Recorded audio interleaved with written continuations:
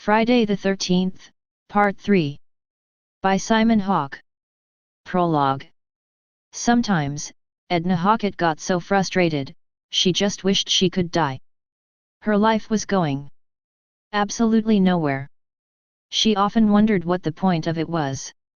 There was no way out, she was stuck. And the worst thing was that she had done it to herself.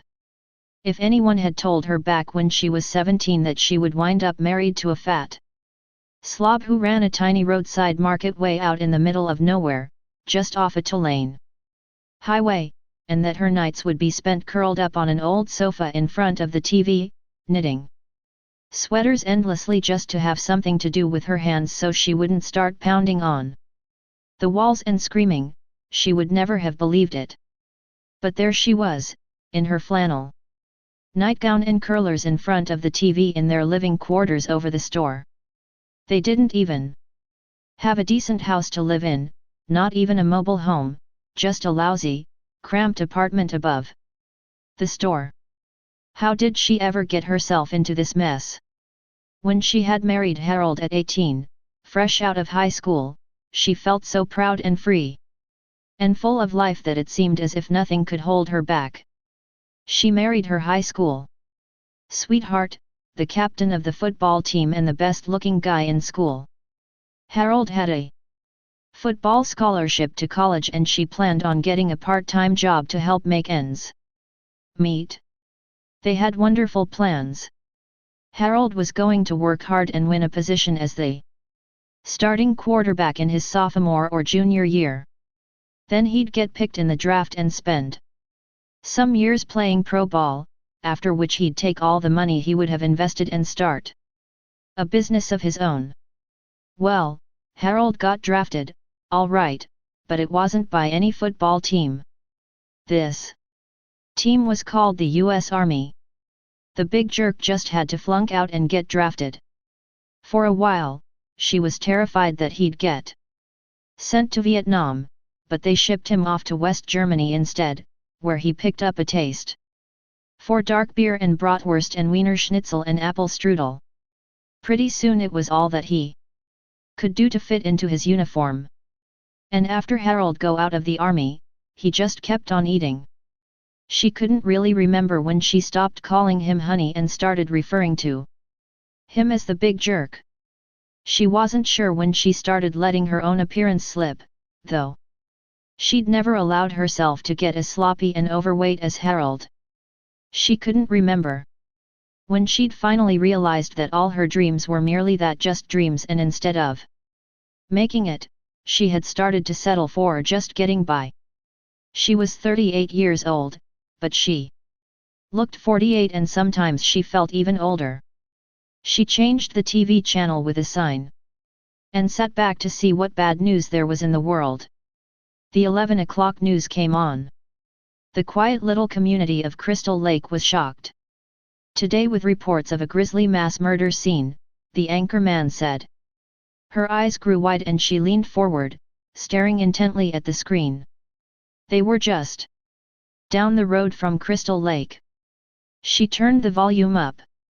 8 bodies have been discovered in what is already being called the most brutal and heinous crime in local history, the newscaster continued.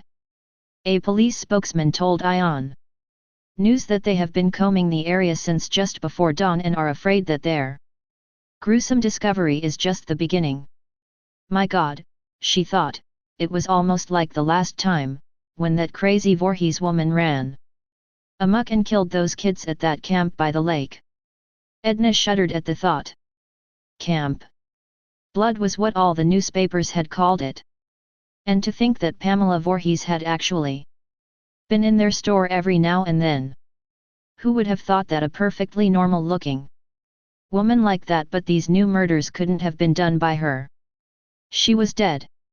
Edna remembered reading that she had been decapitated. She shuddered, imagining the gruesome sight of a body with its head cut off. There was a crash outside and Edna jerked, startled by the noise. She ran over to the window and looked out. Of course, she thought, who else? It was Harold. The light of my life, she thought wryly. Some light. Some life. He had stumbled into one of the poles holding up the clothesline and knocked it over. Now he was down there, flailing amid the hanging laundry, trying to get the pole propped back up. Looking at him now, at his clumsy, shambling gait, the awkward way he moved, his beer belly and fat cheeks and thinning hair, it was hard to believe that he had ever been a handsome young football hero. It all just goes to show you, Edna thought. She had married the top jock, the best-looking boy in school, and look what he had turned into. On the other hand, her cousin Jennifer had married the class nerd, and now he was a wealthy Hollywood screenwriter, and Jennifer lived in a big house in Malibu, wore designer clothes and drove a $50,000 sports car. Go figure. Edna thought. Who would have guessed? Life was a cruel joke. She pushed open the window and leaned out. God damn it, Harold, she screamed down at him as he looked up guiltily. I spent all day yesterday washing your clothes, and look what you're doing to em. You know I work very hard around here, trying to keep up with you and all your sloppy habits. And I get no help from you at all. She slammed the window back down furiously. Jerk, she mumbled, going back over to the TV. They were still on the mass murder story. The anchorman had just turned it over to the reporter in the field. Police Chief Scott Fitzsimmons had no comment about the murders when reached early this morning, the reporter was saying as he stood outside one of the cabins down by Crystal Lake. In the background, an ambulance and police squad cars with flashing lights were visible. Detectives at the scene, however, were baffled by the brutality of the killings, the reporter continued. Bodies were found literally strewn over the 4-square-mile campground in the remote lake region. Oh, my God, Edna murmured, biting her lower lip as she leaned forward slightly to adjust the antenna on the portable TV, improving the picture. She sat back again and resumed winding the yarn. The camera cut away to a shot of a pretty blonde girl being taken out of the cabin on a stretcher. The reporter provided a voice-over commentary as she was loaded into the ambulance. Ginny Field miraculously survived repeated attacks by the axe-wielding killer and was taken to the hospital today, the reporter said, off-screen. She is in serious condition, suffering from multiple stab wounds and severe hysterical shock. The names of the 8 victims are still being withheld pending notification of the next of kin. Reports of cannibalism and sexual mutilation are still unconfirmed at this hour. The person responsible for the Crystal Lake horror remains at large. Edna reached forward quickly and turned off the TV. She didn't need to hear that sort of thing. My God, she thought, cannibalism? Sexual mutilation? And the killer was still at large? She wouldn't get a wink of sleep tonight. Harold, she called, in a shrill voice. What are you doing down there? There was no answer. Harold. Edna set her mouth in a tight grimace. She hated it when he got sulky and didn't answer. I swear. She looked out the window, but there was no sign of him in the yard. Shaking her head, she put her knitting on the couch and went downstairs. She went out the back door into the yard. Stood looking around for a moment, then glanced at the laundry hanging on the line and sighed. A work shirt and a pair of pants were missing. She picked up the basket and started taking down the clothes. Jesus Christ, Harold, she said, talking to herself, you take what's yours and you leave the rest for me to do. So inconsiderate. Why didn't you just finish the job? No, of course not, that would be too much to ask, she thought. If I hadn't come out here to see what that big dope was doing, the laundry would have hung out here all night. Do I have to do everything around here? She said to herself. Given the lack of response from Harold, she was saying things to herself more and more often. Christ, she thought, they'll be coming to take me away to the rubber room pretty soon. That's if I live so long. She heard a footstep crunch on the gravel in the drive. Harold. She squinted into the darkness and, for a moment she thought she saw a large figure moving past, but now the sheets hanging on the clothesline blocked her view. She moved to look around. The men saw that the door to the wooden shed out back was open. She put the basket back on the porch and went to see what the hell that jerk was doing out there in the middle of the night. Sometimes she simply couldn't figure him out at all. Most of the time, she thought, sourly. Meanwhile, Harold was bent over the fishbowl in the back room of the market. He opened up a little can of fish food and shook some flakes out into the bowl. Okay, boys, soup's on, he said, shaking out far more flakes than necessary. In addition to overfeeding himself, Harold had a tendency to overfeed his pets. He had already fed the goldfish twice that day, and now some instinct of self-preservation kept them from eating any more. Matter, aren't you hungry? He said, coaxing them. It's good. Here, look, I'm eating it. He shook a few flakes out into the palm of his hand and licked them off. He smacked his lips, raised his eyebrows in appreciation, and shook some more flakes out into his palm. Not all that bad, though, giving the fish another taste. Wonder what's in 'em? He turned the can around to read the ingredients as he munched the flakes. Mayfly eggs, he said, aghast. He immediately began spitting out the flakes. He heard a loud crunching sound and glanced up, wondering where it was coming from. Something was moving over in the produce section, by one of the vegetable bins.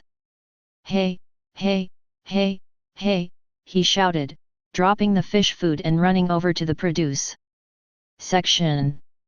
He reached into the bin and pulled out a large white rabbit.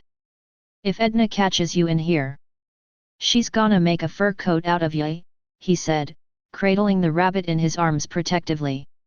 It looked up at him, snuffling its nose. He sighed. What the hell, he thought, you can't blame the poor guy for being hungry.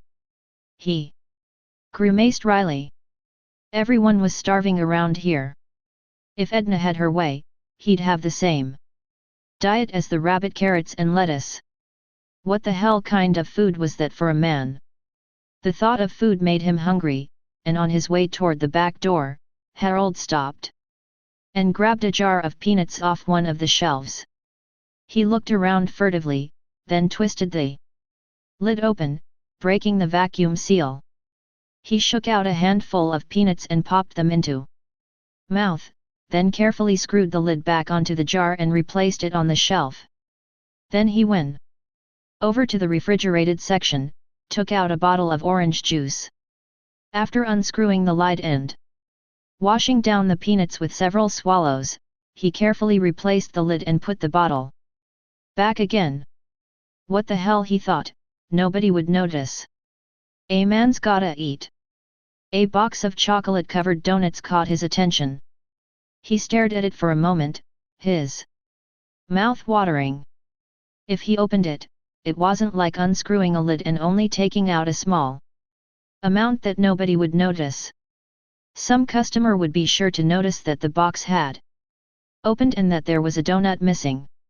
On the other hand, they'd probably just figure that some kids had done it and they'd merely put the opened box back on the shelf and take a full one. It wasn't very likely that anyone would make a point of mentioning it to Edna. And if no one mentioned one missing donut, then they probably wouldn't mention two. No, thought Harold. They'd just put down the opened box and grab a full one and that would be the end of it. No one would complain and Edna would never know. What the hell, he thought. He tucked the rabbit up in the crook of his arm and popped open the seal on the box. He licked his lips as he took out one of the moist, dark donuts and bit into it with gusto. Behind him, the door opened up soundlessly and a shadow crossed the floor. Harold shoved the remainder of the chocolate donut into his mouth and greedily reached for another one. Holding it in his mouth, he closed the box back up and replaced it underneath several unopened ones. He'd remember where he put it so he could sneak some more later in the night if he wanted a late-night snack.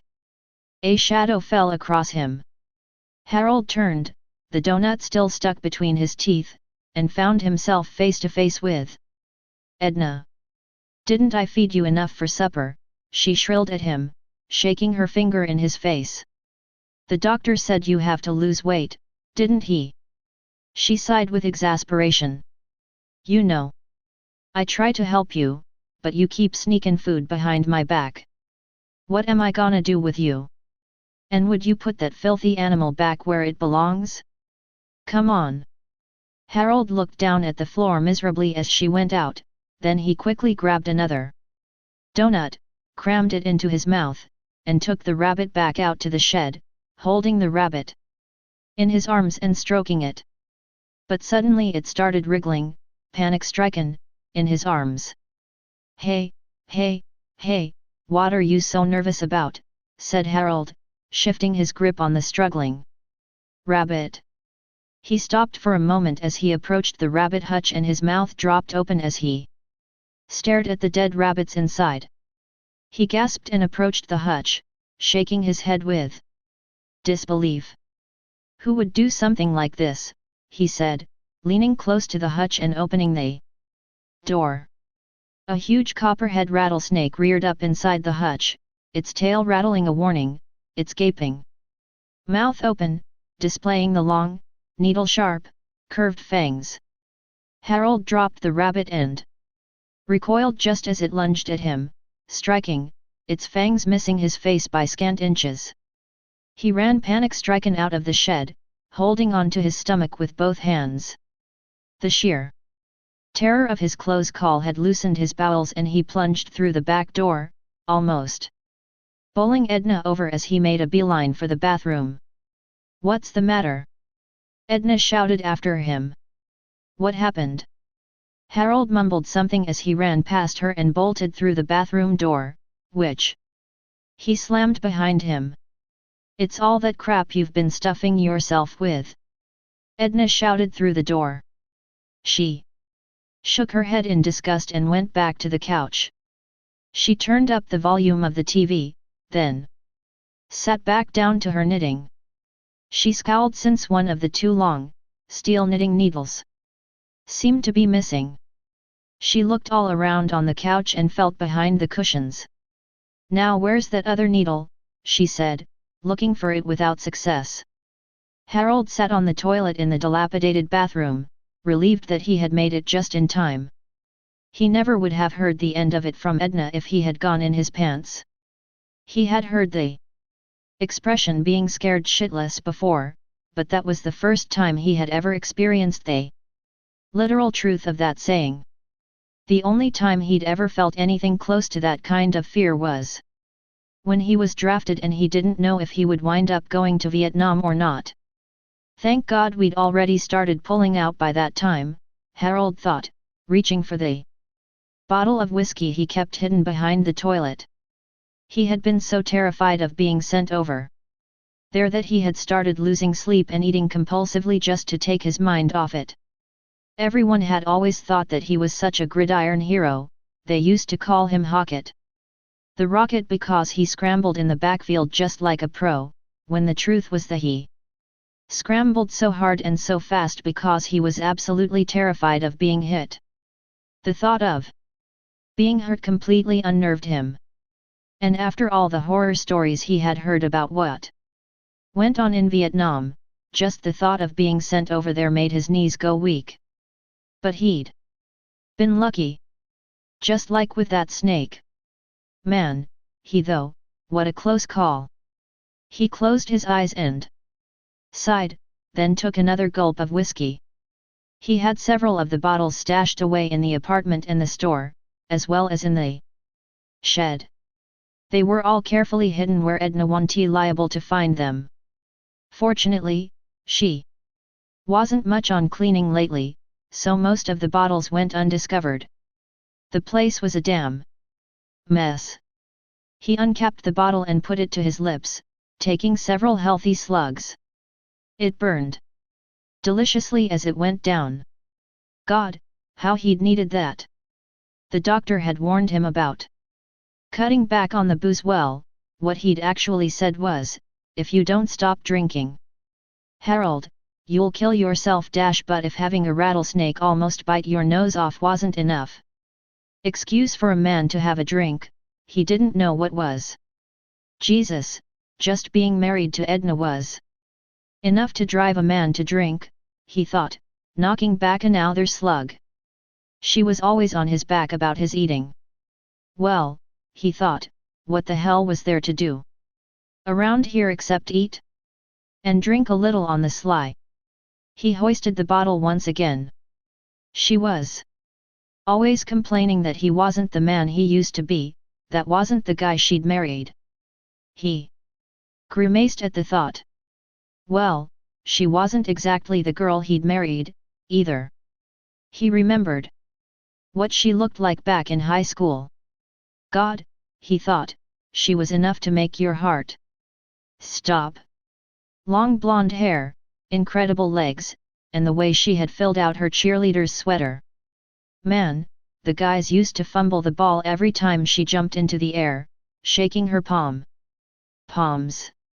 Now, she was always padding around the house in those ridiculous pink furry slippers, with her hair up in those pink plastic curlers and that flannel print housecoat covering what was still actually a pretty nice body. Come to think of it, only every time he tried to do anything she would groan and roll over on her side, saying, God, not tonight, Harold, I'm really tired and I've got a headache. Okay, so maybe he had put on some weight and maybe his hair had started falling out. Maybe he wasn't the same handsome, young quarterback she'd married, but hell, a guy couldn't help getting older, could he? She was always complaining that there was no more romance in their marriage. Romance. Try getting romantic with somebody whose head looks like a heating coil, and whose face has about a pound of cold cream on it every night. Try getting romantic with someone who was always getting on your case about one thing or another, scolding you as if she was your mother, for crying out loud. Who can live like this? She always said, spreading out her arms and looking up, as if expecting an answer from God. You tell me, he always replied. This ain't no kind of life at all, if you ask me. Hell, the way things are goin', I might as well drop dead. I sometimes wish you would, she'd shout back. And I wish I would, too, he'd yell back, and then he'd stomp out of the room and go out to the shed, where he'd have a whiskey bottle stashed away. He drained the whiskey bottle and wiped the liquor off his chin. I'm in the toilet, all right, he thought. For a moment, he felt like throwing the empty bottle against the wall, but then Edna wouldn't clean it up and he'd only wind up stepping on the broken glass the next time he came into the bathroom barefoot. He resisted the impulse and put the empty bottle down on the floor, reminding himself to get rid of it so that Edna wouldn't find it and give him a hard time. He put the bottle behind the toilet, and as he straightened up, he noticed the dusty curtain opposite him move slightly. The bathroom had two large cupboards in it, from which Harold had removed the shelves to make storage closets. One of the closets had a makeshift wooden door, the other was covered by a cloth curtain. The door had been missing for years and Harold kept meaning to replace it, but he never got around to it. Now he stared at the moving curtain, and it occurred to him that whoever had put the rattlesnake in with the rabbits might easily still be around. The closets were both deep enough for a prowler to hide in. Harold swallowed nervously and pulled up his pants. He slowly moved over to the curtain and reached out to draw it aside. He hesitated. What if there was someone hiding in there? What would he do? Hell, it's probably just my imagination, he told himself. That damn rattlesnake has got me spooked. He'd have to call someone tomorrow to get that damn snake out of the shed. Because he sure as hell wasn't going back inside there. On the other hand, maybe he'd send Edna in there. Just to convince himself that he was getting worked up over nothing, Harold summoned up his nerve and jerked the curtain aside. There was nothing behind it except a pile of dusty cardboard cartons. He breathed a sigh of relief. Then he glanced at the other closet. He drew himself up and walked over to it, grasped a doorknob, turned it, flung open the door and a large meat cleaver thudded into his chest with all the force of a lineman sacking a quarterback. He staggered back, blood spurting from around the cleaver embedded deep in his chest. Staring with horror and disbelief at the huge figure standing in the closet, and before the pain could even register, he died. He never felt the impact when his body fell upon the bathroom floor. Edna heard the crash and scowled. Harold. There was no answer. She reached out and turned off the TV. Harold, she called again. Why couldn't he ever answer when she called? It drove her crazy when he did that. With a sigh of exasperation, she got up and went over to the bathroom. Harold, you still in there? She called through the door. What was that crash? You break something again? No answer. She tried the door. It was unlocked. She went inside and looked around. Now where the hell was he? She sniffed several times. Whiskey. If figured. She knew he hid his whiskey bottles all over the house, but she didn't even bother looking for them anymore. She was thankful that he wasn't one of those angry, nasty drunks. Whenever Harold had too much to drink, he would simply pass out, and at least then she'd get a little peace and quiet. Maybe one of these days he'd just pass out and never get back up, she thought. It would serve the big jerk right. She heard a rustling sound behind the closet door. He was probably in there with his whiskey bottle. She jerked the door open and was confronted by a large rat sitting atop one of the storage cartons. She gasped and drew back from it with a grimace of disgust, and suddenly a large hand was clamped over her mouth and the missing steel knitting needle was driven through her neck, rippling through her voice box and emerging through her throat. She struggled uselessly, realizing with horrifying clarity that she was being murdered. She gagged, choking on her own blood as it bubbled up into her throat, seeping between the fingers of the huge hand covering her mouth. Waves of white-hot pain washed over her, and then all sensation disappeared as numbness quickly spread throughout her body and she sank down into oblivion. Chapter 1. The group of small children playing baseball in the street scattered to make way for the silver custom-striped van with the canoe and camping gear strapped to its roof. The teenagers inside grinned at the children who waited until the very last moment, asserting themselves with challenge in their eyes, before grudgingly getting out of the street. They could remember being much the same themselves not very long ago, regarding the street in front of their homes as turf rather than as a thoroughfare for cars. It's the White House on the left, said Chris, a shapely 19-year-old with reddish-brown hair, large eyes, and an energetic, slightly nervous manner. She pointed as they passed the house and pulled over to the curb on the opposite side of the street. Andy and Debbie were both the same age as Chris. Andy was slim, with dark hair, brown eyes, an athletic build, and clean-cut, handsome looks. Debbie was slightly shorter than her boyfriend, with full, naturally wavy chestnut hair that fell down to her shoulders and a wide, sultry mouth. She had the kind of figure that would even attract attention in a sweatsuit. They both stepped down out of the van and came around the back to join Chris as they crossed the street. Hey, Shelley, Chris called over her shoulder. Come on out and meet your date. Bring her to me, a muffled voice called from the rear of the van. Chris glanced back dubiously at Andy and Debbie, walking with their arms around each other. Andy merely shrugged. Debbie sighed and looked at him with a wry grimace. Maybe this wasn't such a good idea, she said. She liked Vera and she regretted allowing Andy to talk her into setting up this blind date. Andy grinned and kissed Debbie. Behind them, the rear door of the van opened and a chubby figure in faded jeans and a navy windbreaker came out, wearing a white mask and brandishing a huge knife. Chris glanced at Andy and Debbie and shook her head. Sex, sex, sex, she said. You guys are getting boring, you know that. So what would a weekend in the country be without a little sex, said Andy, grinning. Cool it, Andy, Debbie said quickly, nudging him in the side and giving Chris an anxious glance. Andy looked contrite. Debbie had told him what happened to Chris last summer, telling him to be careful of what he said around her, and he had already blown it. I didn't mean it that way, he said, apologetically. Chris interrupted him, not wanting to pursue it.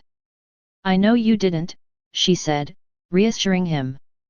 The one thing she didn't need, especially this weekend, was to have her friends walking on eggshells around her because of what happened to her. Look, guys, she said, I want you to have a good time this weekend. What happened to me at the lake happened a long time ago. I'm fine. Really? Forget about me. Debbie looked concerned. She didn't fail to notice the way Chris had stiffened suddenly or the strained note in her voice as she tried to sound casual, as if it didn't matter. I'm supposed to forget that we've been friends for. Andy yelled with surprise as the masked figure crept up behind him and plunged the knife into his back. The rubber blade bent as it struck his shoulder and Andy spun around angrily, grabbing the toy knife away and giving his assailant a hard shove. Damn it, Shelley, he snapped. Why do you always have to be such an asshole? I beg your pardon, Shelley said stiffly from behind the mask, his tone arch and stagey, like a second-rate thespian's. I'm not as asshole. I'm an actor. He broke the word up into two distinct syllables, so that it came out actor. Same thing, Andy said with disgust, angry with him for acting like a fool. Debbie and Chris walked away, shaking their heads. Look, Shelley, Andy said, his tone softening, speaking to Shelley as if he were an awkward little brother, you're my roommate and I like you most of the time. But you gotta quit doing these things. Now, I set up this date for you, didn't I? Shelley remained silent, like a sullen child who was being scolded for misbehaving. Didn't I? Andy persisted, leaning closer to him. Yeah, Shelley said, morosely. So don't embarrass me, said Andy. Just relax, be yourself. Shelley pushed the mask back up on his head. Would you be yourself if you looked like this? He said miserably. There was actually nothing wrong with the way he looked, except that he was very overweight, which gave his body and his features a round and pudgy softness. His light brown hair was very curly, and while he wasn't ugly, by any means, his poor self-image gave him sort of hangdog expression that telegraphed his own unhappiness with the way he looked to others. And when Shelley was unhappy, Shelley ate, and the more he ate, the heavier he got, the more his unhappiness increased. It was a vicious cycle. Frustration led him to seek gratification in food, which only made the problem worse and led to more frustration and size double extra large. Disappointed with reality, Shelley found escape in fantasy. Movies were his drug. He saw several each week, often going to 2 or 3 in a row on weekends. At first, it had been enough. merely to sit inside a darkened theater and watch another reality unfolding on the screen, but as he got older, he became more and more involved with his fantasy world that he preferred so much to his own. He became a walking encyclopedia of movie trivia.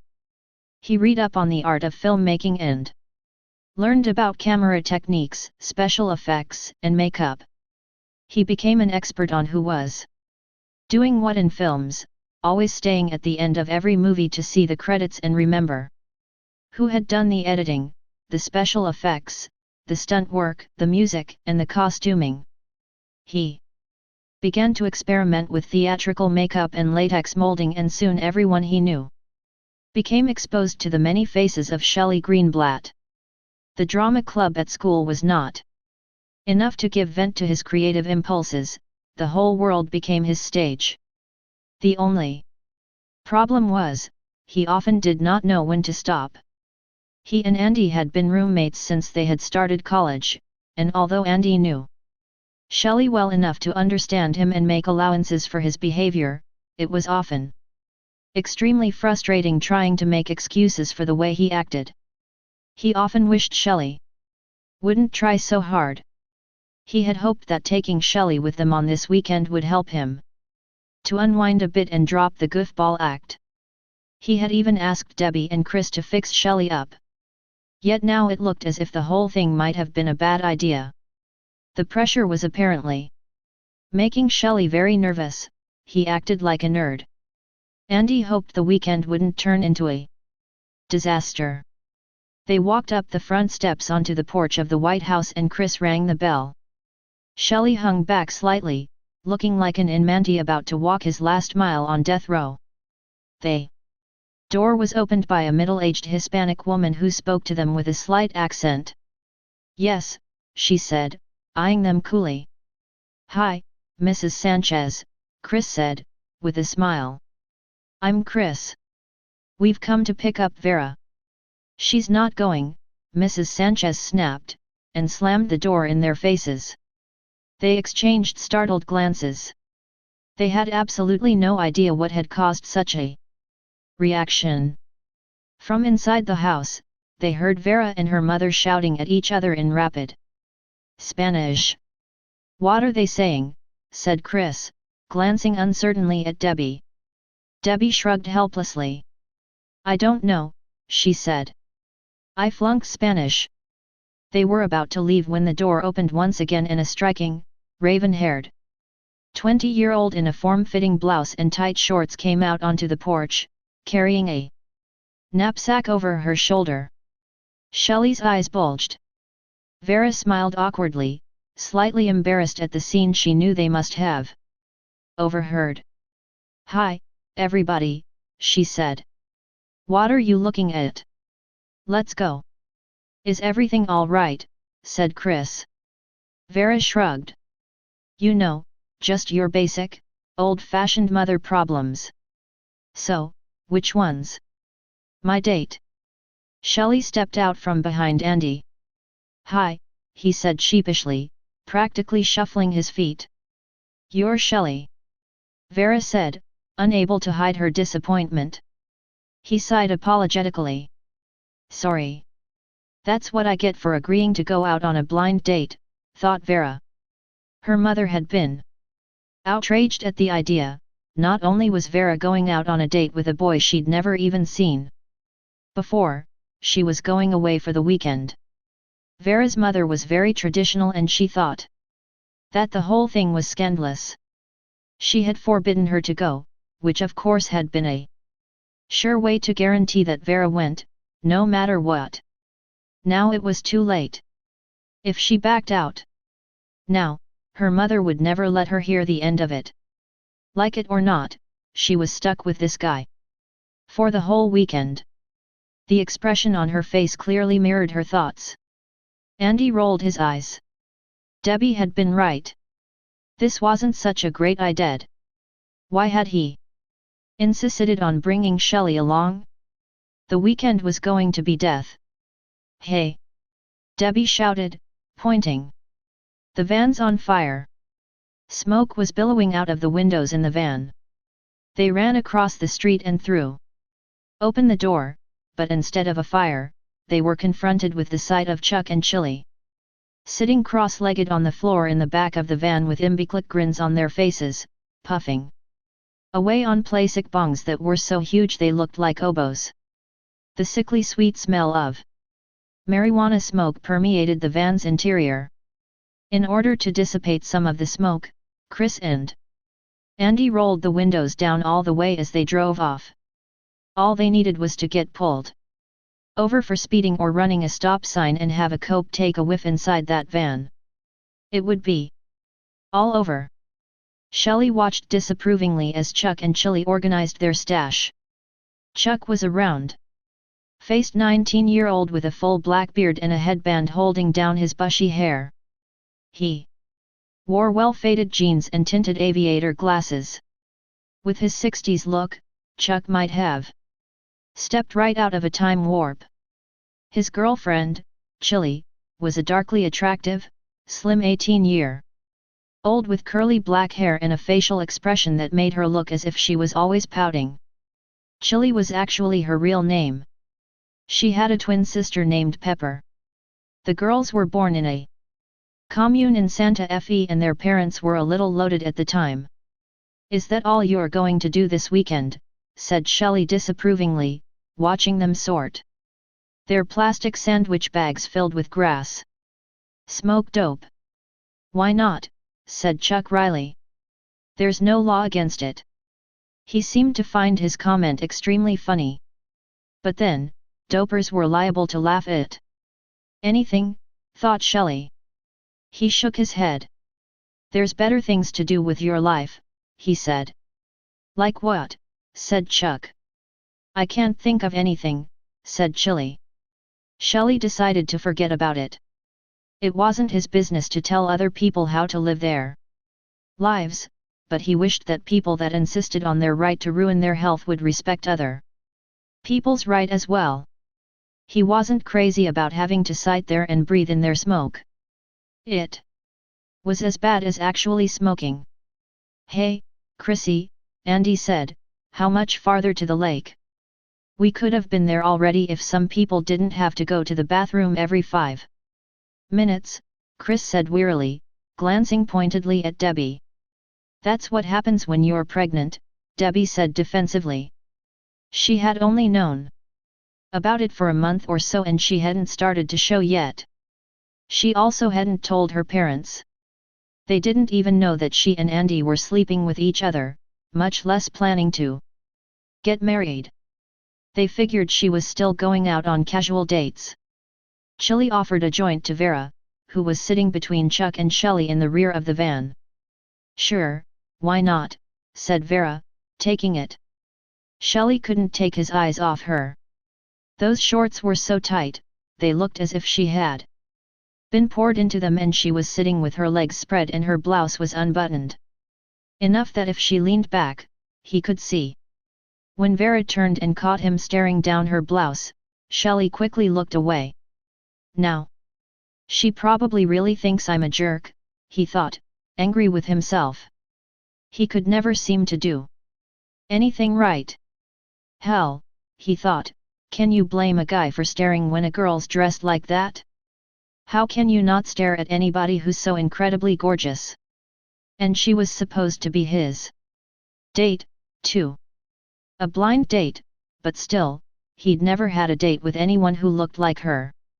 And he probably never would again, he thought miserably.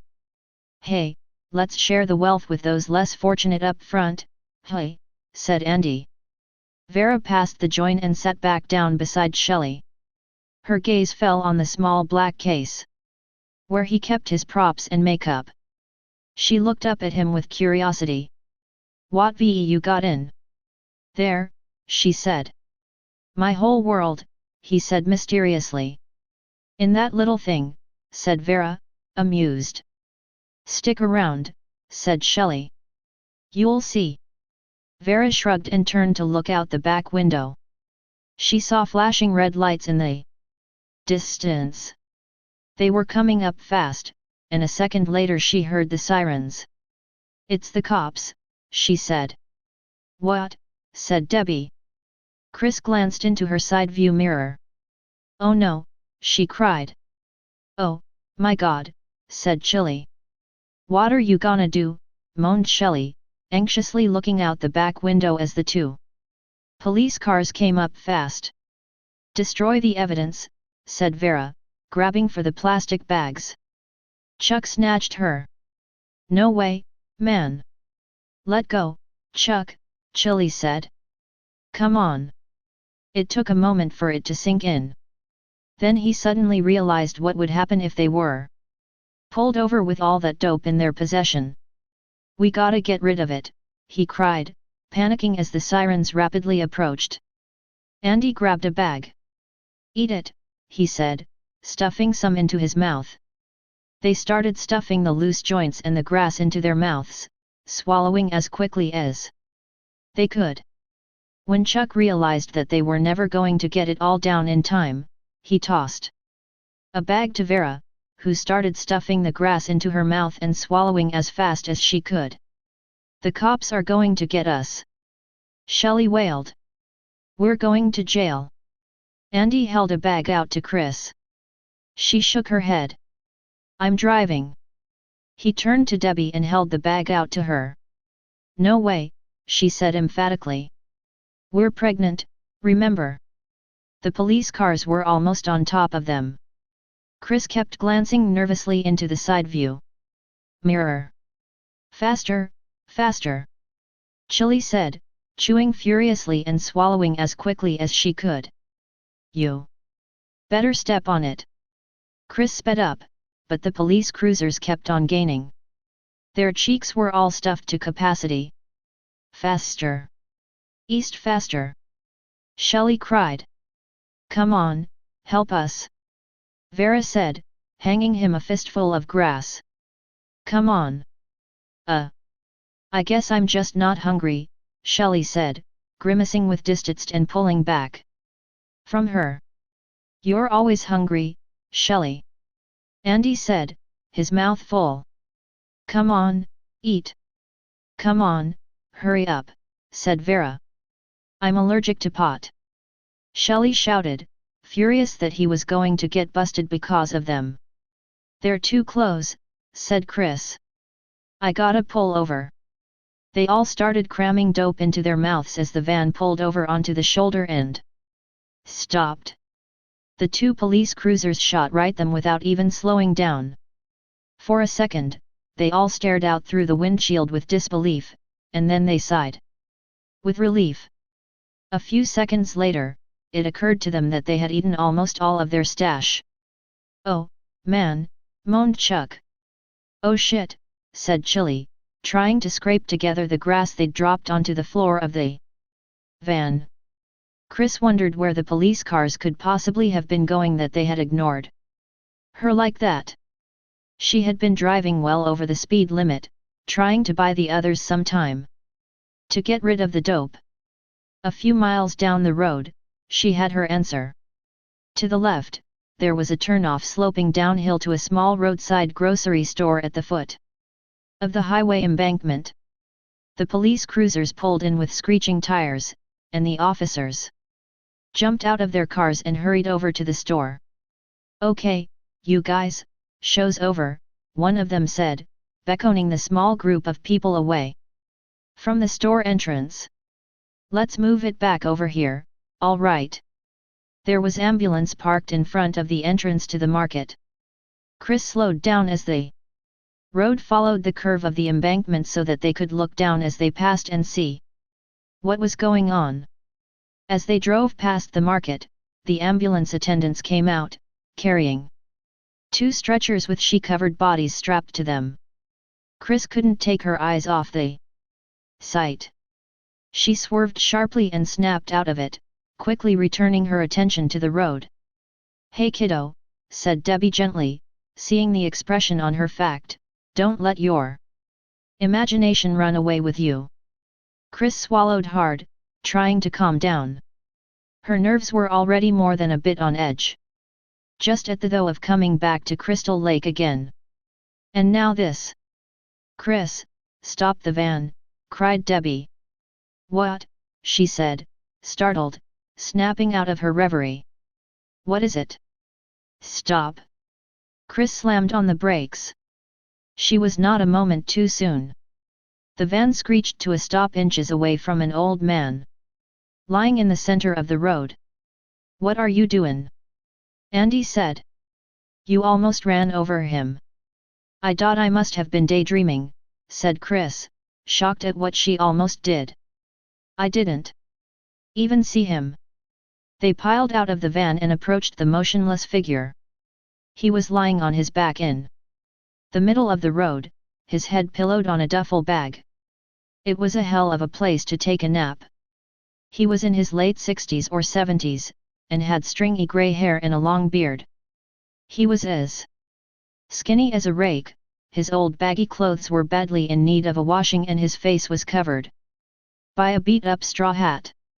He didn't move a muscle. "Hey, man, he looks just like my grandfather," said Chuck, bending over him. They stood around the old man, looking down at him with concern. As their shadows fell across him, his eyes fluttered open. "Why," he said, looking at Debbie and Vera and speaking in a wheezy voice, "I must be in heaven." Chuck grinned. "What are you doing down there, old guy?" he said. "You all right?" Chris asked him in a worried tone. "Get him up," said Andy. "Don't touch him," Shelley cautioned, keeping well back from the old man. "You don't know where he's been." "Thank you, thank you, thank you," the old man said as they helped him to his feet. "You are, indeed, all of you, kind and generous young people. Look upon what His Grace has brought me." He reached into his pocket and withdrew a curious-looking, slimy, whitish object. His hand trembled as he held it out, directly under Shelley's face. Shelley winced, looking down at the disgusting-looking object and wrinkling his nose. "What is that?" he said. "I found this today," the old man said, gravely. "There were other pieces of the body." "That's an eyeball!" Shelley cried, gasping and recoiling from the object.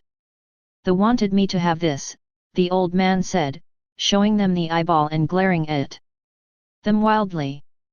"He wanted me to warn you."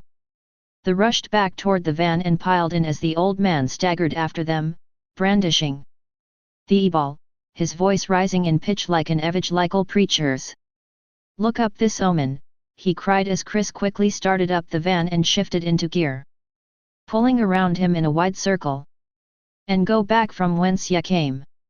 Chris floored it and the van shot down the road, leaving the old man in its dust.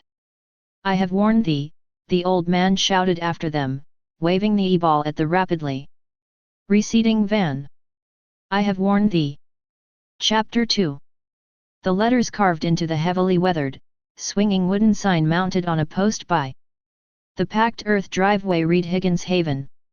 The old lakeside vacation home was set in a grove of large oak trees that had been there long before the house was built. Their heavy branches hung low over the driveway. The weather-beaten farmhouse had an elevated porch and curtained windows. Unlike many of the homes in the area, it wasn't a Victorian or New England style, but sort of a bastardized amalgamation of the two. In front of the porch, there was a large, packed earth parking area where the drive curved around and ran over to the ancient barn, some 30 yards to the left and slightly to the right of the house. There were bales of hay piled up in a penned-in area near the front of the barn and the window doors to the hayloft were open, displaying an old block and tackle for hoisting up bales. About 25 yards to the right of the house was an old outhouse with a peaked roof and a traditional half-moon vent hole in the wooden door, a relic of time before the house had been equipped with modern plumbing. Past the outhouse and down a slight incline was the lakeshore, where an old wooden boat dock jutted out some 20 feet over the water. Chris turned into the entrance and drove over an ancient, loose-planked wooden bridge that spanned a dried-up stream bed that curved around the house. "Check it out, yelled Andy as they turned into the driveway and approached the house. Chris pulled the van up in front of the porch and stopped. They all jumped out and ran immediately down to the lake. "Why don't we take our bags into the house first?" Chris shouted after them, but like restless kids needing to release pent-up energy after a long car trip, they paid no attention to her. She shrugged and sighed.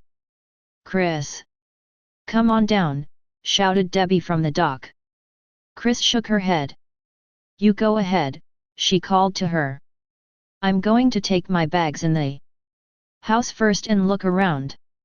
Behind her, inside the house, someone parted the curtains slightly and looked out. Chris turned back toward the house and the figure in the window disappeared. For a moment, she stood still, simply staring at the old place. It seemed like a long time. A very long time. Almost as if it had been another life. Then she took a deep breath, grabbed her duffel bag, and climbed the porch steps to the front door. Her parents hadn't wanted her to come here, nor did they want to come here anymore. Themselves. They kept talking about putting the old place on the market, but somehow they never got around to it, as if they simply didn't want to deal with anything that touched it. As if what had happened to her was their problem. Well, it wasn't their problem, she thought bitterly. It was hers. What had happened to her, not to them. They didn't seem to understand that. She was the one who had to deal with it, one way or another. Avoiding it was not the answer. Your problems didn't disappear if you ignored them. The only way that she could think of facing what had happened to her was to come back here and deal with it once and for all. Come back to Crystal Lake where the nightmare had begun. She started to look for the keys to the front door and then noticed with surprise that the door was slightly ajar. She frowned. There wasn't supposed to be anybody here. "Hello," she said uncertainly. There was no response. Glancing over her shoulder toward the lake where her friends were, she hesitantly took hold of the doorknob and pushed open the door. It opened with a creak and she stepped inside. With all the curtains drawn, the house was dark. Only the faint gleams of sunlight penetrated through the gaps in the faded window curtains, sending thin shafts of light across the floor. "Is someone here?" she said nervously. Suddenly she felt a hand grab her by the neck and yank her backward sharply. She gasped, opening her mouth to scream, but before she could, she was pinned against the wall and felt herself being kissed passionately. Opening her eyes wide, she broke the kiss, pulling back, and gave her attacker a hard shove. "Rick," she said, enormously relieved and yet at the same time really angry at being scared. Like that. She hadn't expected to run into him here, at least not this soon, but then she realized that he must have been working out in the barn, hauling in the hay, when they had driven up. Her father had obviously forgotten about stopping the delivery and Rick was just being helpful, trying to get it in before it rotted. He probably didn't know that her family wasn't coming this summer, that they were probably never coming back again. She had never told him about what happened, and as a result, there was no way he could have known what coming back here again meant to her. "Is it just my imagination or did it just get cold in here?" said Rick, sounding disappointed.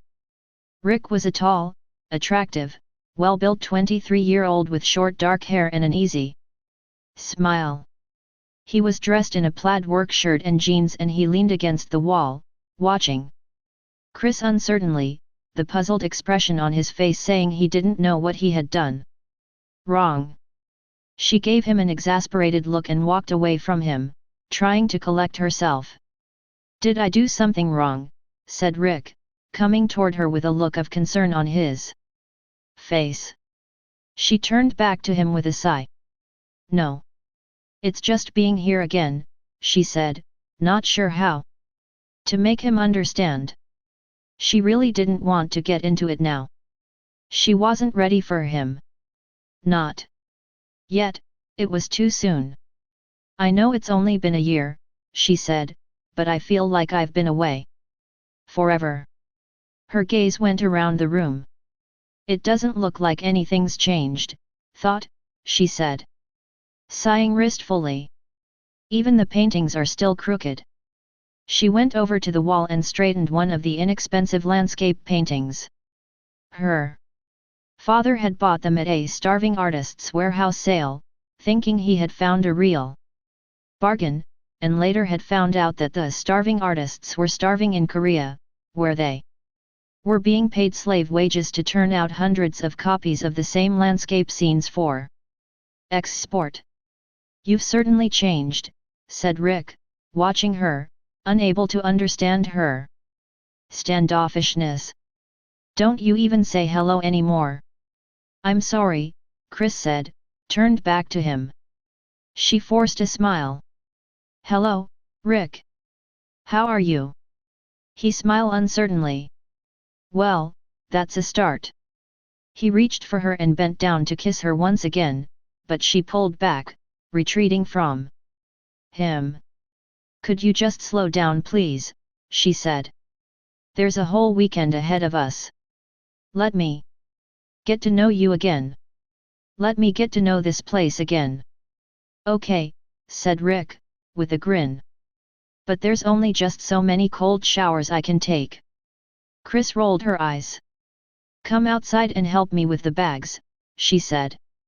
Lighten up, Chris, she told herself. He doesn't understand. How could he? A year ago this time, they had been discovering something really special together. They were starting to get serious and talking about the future in a way she hadn't thought she'd be ready to discuss for a long time yet, and then her whole world caved in. Rick didn't have a clue about what happened. At her family's request, it had been kept out of the papers and she had never told him, never bothered to explain, because she couldn't. She simply couldn't. She had not been able to deal with it herself. How could she expect him to accept what had happened to her? She was afraid to tell him. So far as he knew, she and her family had simply gone back home. He wrote her letters, asking what happened, and she wrote back, pretending that something had come up at the last minute, something to do with her father's business on they had to leave at once. There had been no chance to say goodbye. They had kept in touch, but Rick was not much of a letter writer, and on the occasions when he called, she was either noncommittal or she pretended that she wasn't home. He wasn't stupid. He knew something was wrong, but he did not know what it was, and he was trying to pick up where they had left off to recapture what they had last summer. She really wished they could, but no longer knew if it was possible. Still, it's not his fault, she told herself as they went outside. And she really was happy to see him. Maybe it would be easier with him around. Loosening up a little, she jumped laughing onto his back and threw her arms around him as she preckied her down the porch stairs. Oof, he grunted, exaggerating the strain as he carried her piggyback. You know, Chris, I think you've gained some weight since last summer. I have not, she said, punching him playfully. You creep. Put me down. He dropped her at the van. Here, he said, reaching up to untie the ropes holding down their gear in the canoe.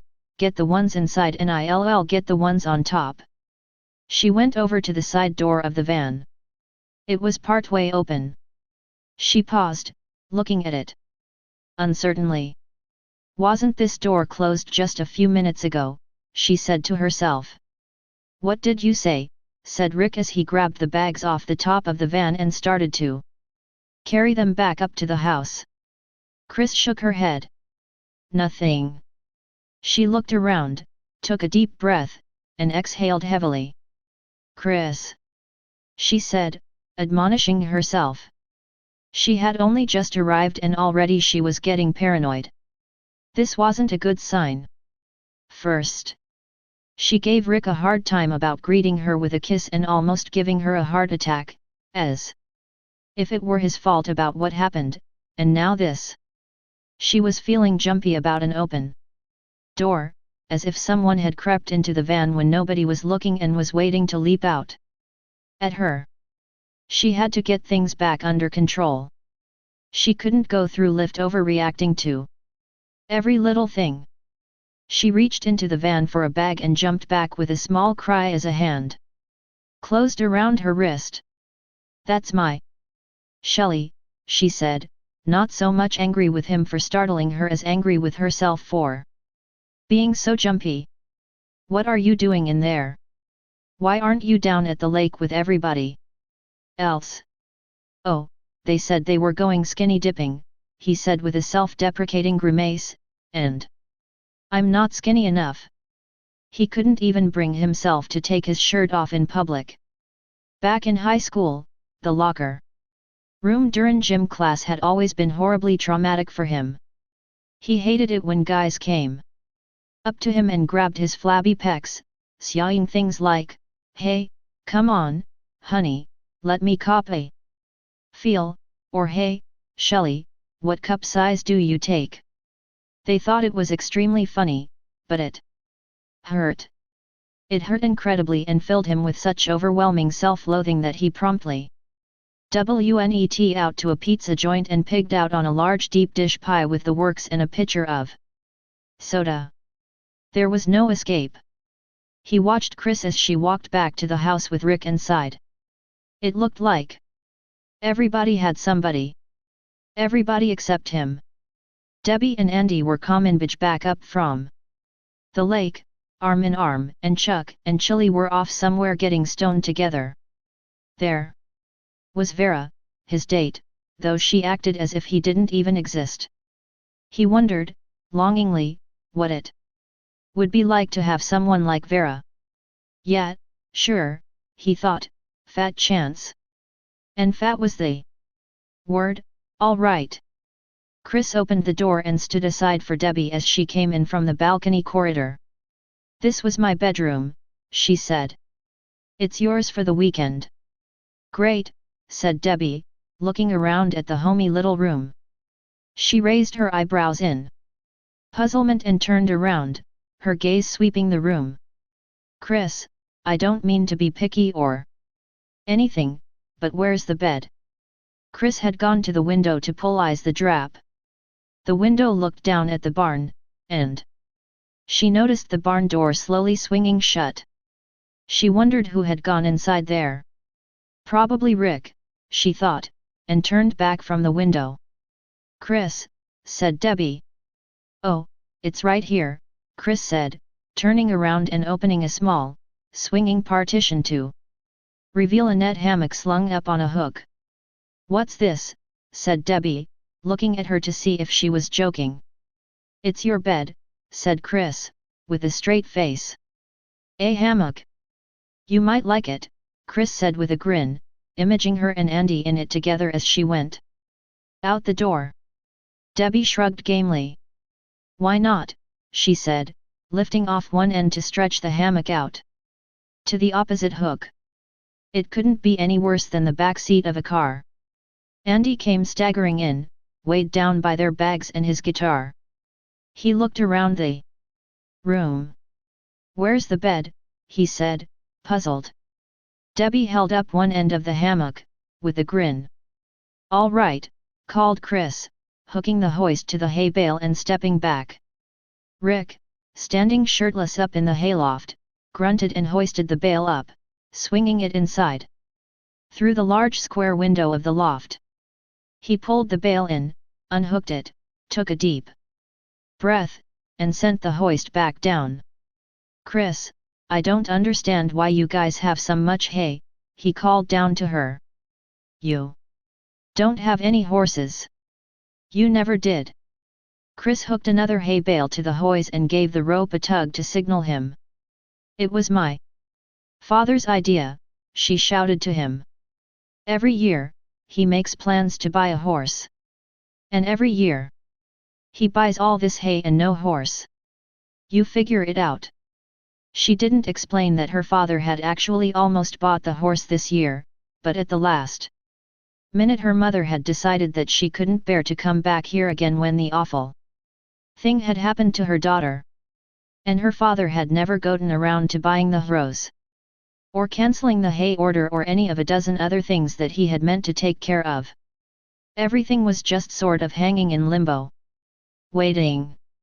Just as her parents were waiting tensely at home right now, wondering how she was doing, feeling helpless and frustrated because she had refused to let them come with her and they hadn't been able to stop her from going without them.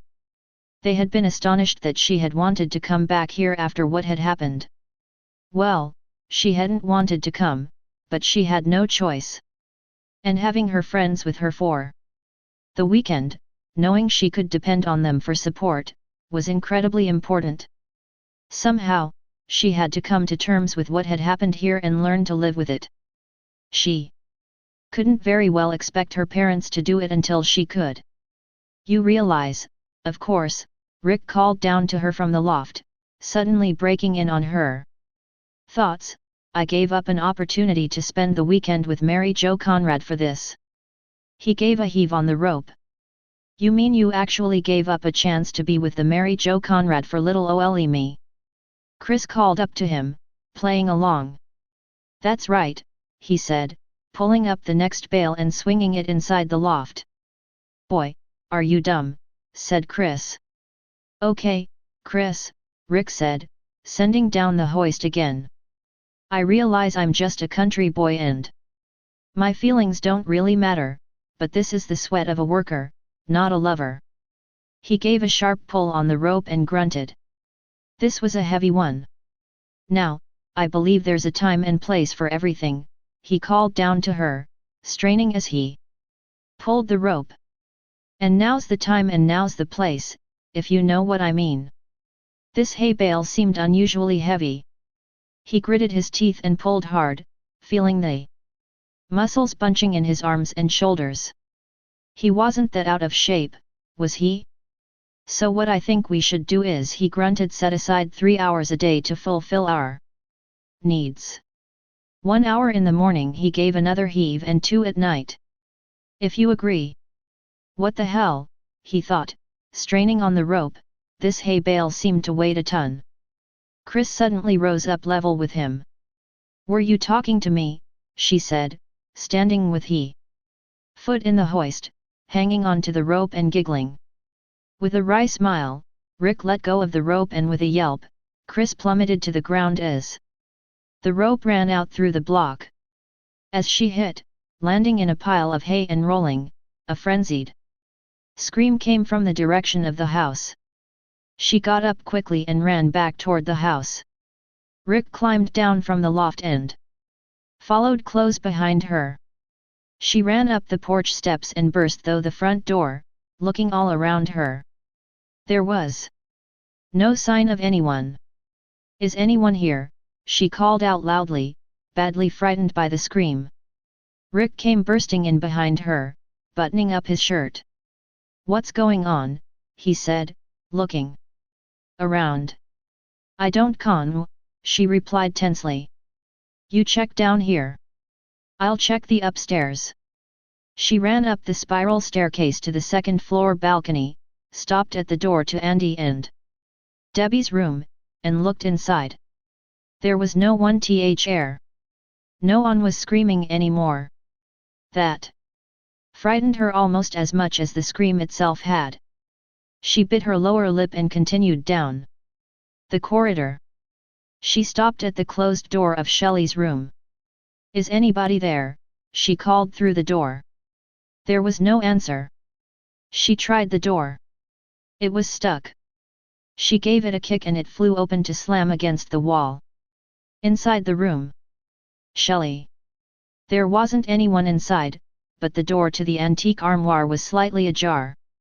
She appraised it, pulled the door open, and screamed as Shelley's body slumped against the side of the armoire, blood glistening around a hatchet embedded in his forehead. He slid down the inside of the armoire and fell out onto the floor, his glazed eyes staring at the ceiling. Chris recoiled from the sight and her hands came up to the sides of her face as she screamed hysterically. She felt Rick's hands on her shoulders, turning her away. "Don't look at him," said Rick, pulling her away. "Let's just get the hell out of here." Andy, Debbie, and Vera rushed into the room behind them. "We heard screaming," said Vera. "What's going on?" said Debbie, and then she noticed Shelley lying on the floor. "Oh! My God!" Andy alone seemed unaffected. He made a face and bent down over Shelley, reaching toward him. "Don't move him," Rick cautioned. "Don't touch him," Debbie said. Andy placed his hands on Shelley's stomach and started tickling him. Suddenly the corpse started giggling uncontrollably. "You creep," said Andy, giving him a shot. Shelley sat up, laughing, and removed the one-piece fake embedded hatchet and bleeding latex wound from his scalp. "I guess I fooled you, hey," he said. "Jerk!" Chris shouted. She started to pummel him furiously and Shelley covered himself up, recoiling from her anger. Rick pulled her off. "Chris, leave him alone," said Andy disgustedly. "He doesn't know any better." "It's a joke," said Shelley, chagrined that they were taking it that way. "It was just a joke. I didn't mean to." "You never mean to," Andy said. Vera glanced at him with disdain. "Christ," she thought, "why do these things happen to me? I'm never going to let anybody fix me up with a blind date again. What a pitiful nerd." "Oh, I gotta get out of here," she said, with exasperation. She turned to Rick. "I'm going to the store. Can I use your car?" "Sure," said Rick, throwing her the keys and shaking his head as he looked at Shelley. "Thanks," said Vera, turning and leaving with a disgusted look at Shelley. "Asshole!" Shelley said contemptuously, turning and shaking her head as she went out the door. Feeling awful, Shelley sat on the foot, wiping the fake blood off his face and forehead with a handkerchief. It hadn't turned out the way he'd planned at all. He had wanted to impress them all with his creativity and his acting ability, but the joke had backfired, and instead, they all thought less of him than ever. "I wish I could die," he thought. Chapter 3. Vera ran down the porch steps, climbed into Rick's white VW Bug, and started the engine. It caught with a cough and sputter and settled into a steady, chugging idle. She shifted into first and started to pull away when Shelley came running out of the house, waving at her. "Hey, hey, hey," he yelled, waving his arms and running toward the car. "Let me go with you. I gotta get outta here, too." "Geez, that's all I need," she thought, letting out the clutch and accelerating past him, kicking up the dust as she spun around and headed for the bridge. Then she made the mistake of glancing up in the rear-view mirror. He looked so forlorn and pathetic standing there, gazing after her, that she simply couldn't help herself. Against her better judgment, she stopped the car, sighed, and opened the passenger door. Elated, Shelley came running. "I just know I'm going to regret this," she thought as he got in. Beaming, she shook her head in resignation, cursing herself for being soft-hearted and drove off across the bridge. "Chris! Chris, wait up!" yelled Debbie, running down the trail after her. Chris stopped and waited for her to catch up before resuming her walk down to the lake. "What's wrong?" said Debbie. "Oh, it's that creep, Shelley," Chris said angrily, picking up a branch and tossing it into the bushes, as if she were throwing it at him. "What a sick sense of humor." "Oh, that's just his way of getting attention," Debbie said. "He doesn't know about what happened." Chris sighed with exasperation. Oh, I know it, Deb. But from the minute we got here, I've been seeing things and hearing things. She shook her head. It's probably just my imagination. I shouldn't have come back here so soon. Don't let it get to you, said Debbie, trying to reassure her. Relax. Enjoy the weekend. Nothing's going to happen when we're all here together. She quickly tried to change the subject. Hey, how are things going with Rick? Okay, said Chris, in a resigned tone. But he just doesn't understand. It was clear from her tone that she didn't really want to go into it. Debbie wished that there was something she could do to make her friend feel better, to make her forget what happened, but there were some things a person simply couldn't forget. Things like what had happened to Chris last summer. Debbie and Chris were best friends since childhood, and they had talked about it, just as Debbie had talked with Chris when she had found out that she was pregnant and had some very serious decisions to make. But what had happened that summer was the sort of thing about which Debbie couldn't really give Chris any advice. Because she didn't really know what happened. Not Eve Chris knew, not completely. Perhaps that was just as well, Debbie thought. On the other hand, not knowing could be even worse. There was a dark secret buried deep in Chris's mind and there was no way of telling if she would ever be able to unearth it. Not even analysis had helped. A psychiatrist had tried to hypnotize her and cause her to regress, but she had subconsciously resisted him, refusing to go under. Chris wanted to remember, because not knowing frightened her. Debbie thought maybe there were some things that people were better off not knowing. Chris only remembered part of what had happened to her last summer and that had been frightening enough. The rest was a complete blank. A gap that Chris felt she desperately needed to fill. But Debbie was afraid for her. After all, when the mind blocked out something so completely, there was usually a reason for it. It was self-defense. Debbie bit her lower lip as they walked down by the lake. Chris had become silent, staring off across the water. Debbie knew that Chris was afraid of what would happen if she could never remember that missing part of her life. But Debbie was afraid of what would happen if she did. The cashier at the Crossroads convenience store rang up the total as a local high school girl bagged their purchase as several 6-packs of beer, a couple of 6-packs of soda, assorted bags of chips, cookies, and a mess of candy bars, cupcakes, and donuts Shelley had grabbed for himself. Vera guessed that he had used restraint because of her. Otherwise, he probably would have loaded up on 2 or 3 times as much junk food. She figured that he probably had some emergency supplies stashed away in that makeup kit of his. It was certainly big enough. She didn't even want to think about what sort of gruesome things could be inside there if that hatchet in the head trick was a typical example.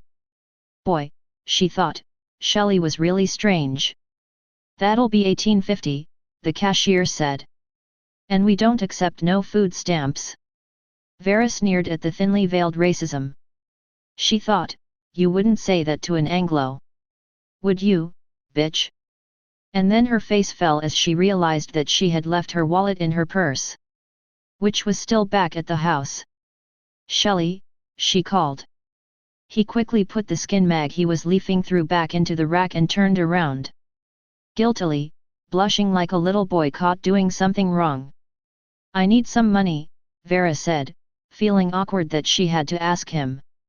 Shelley quickly dug into the back pocket of his jeans, pulled out his Cordura wallet and tossed it at her. Vera reached out to catch it, but it struck the side of her hand and fell to the floor.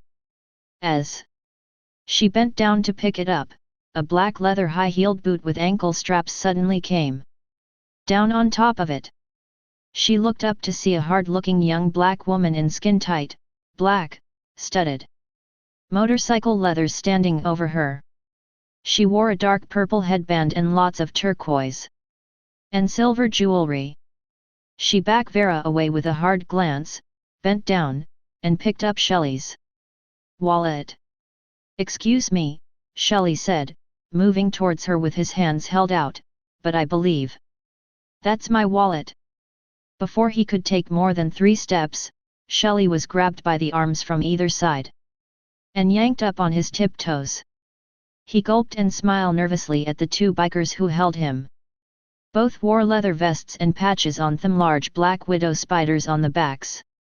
One of the bikers was black, with a shaved head, a gold earring, a heavy chromed steel lock-up chain hung around his neck, and a neat little goatee that made him look satanic. The other one was white, sort of punky looking, with short, spiky hair, shades, an earring, and a cigarette dangling from the corner of his mouth. "Make a wish," the black guy said, grinning at the white biker as they held Shelley by the arms. Could I buy you 2 a beer or something?"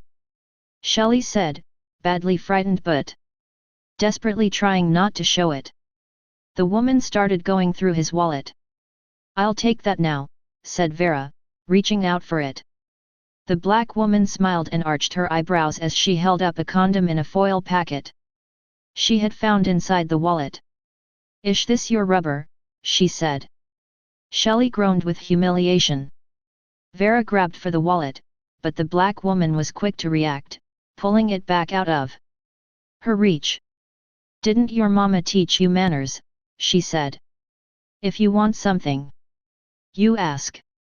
"Nice." Vera set her jaw, gritting her teeth. "Please," Shelley said, "be cool." Through clenched teeth, Vera said, "May we please have the wallet, ma'am?" "That's good," the black woman said. "That's real nice." She slapped the wallet into Vera's outstretched hand.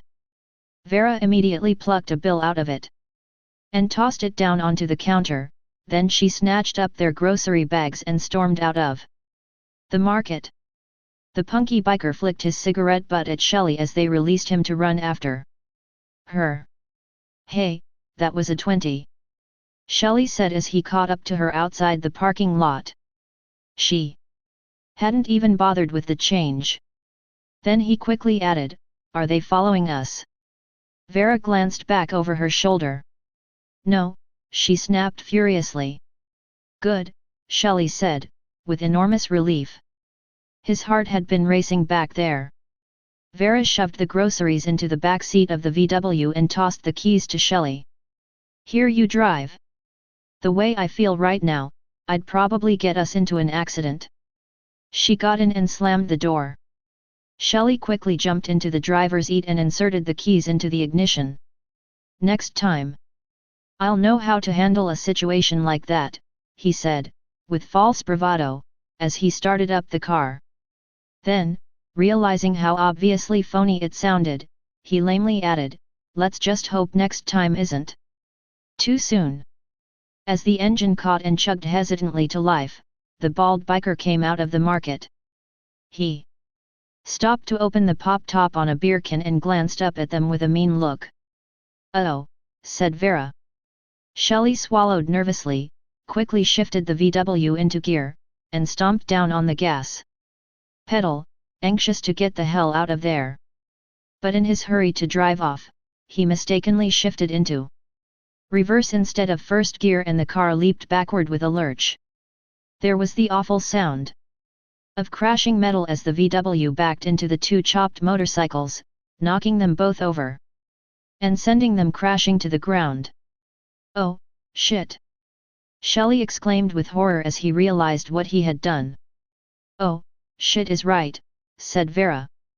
"Let's get out of here." The black biker threw his beer can to the ground in a fury and raced toward them, whipping the heavy steel chain off from around his neck. Panic-stricken, Shelley slammed the gearshift lever into first and stepped on the accelerator. The car lurched forward, but the biker stood his ground, positioning himself directly in their path. "Hold on," yelled Shelley.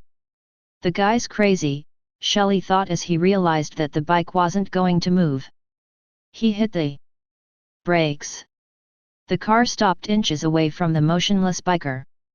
He leaned in close to their windshield, giving them an evil grin. And then he snarled and smashed the chain right through their windshield.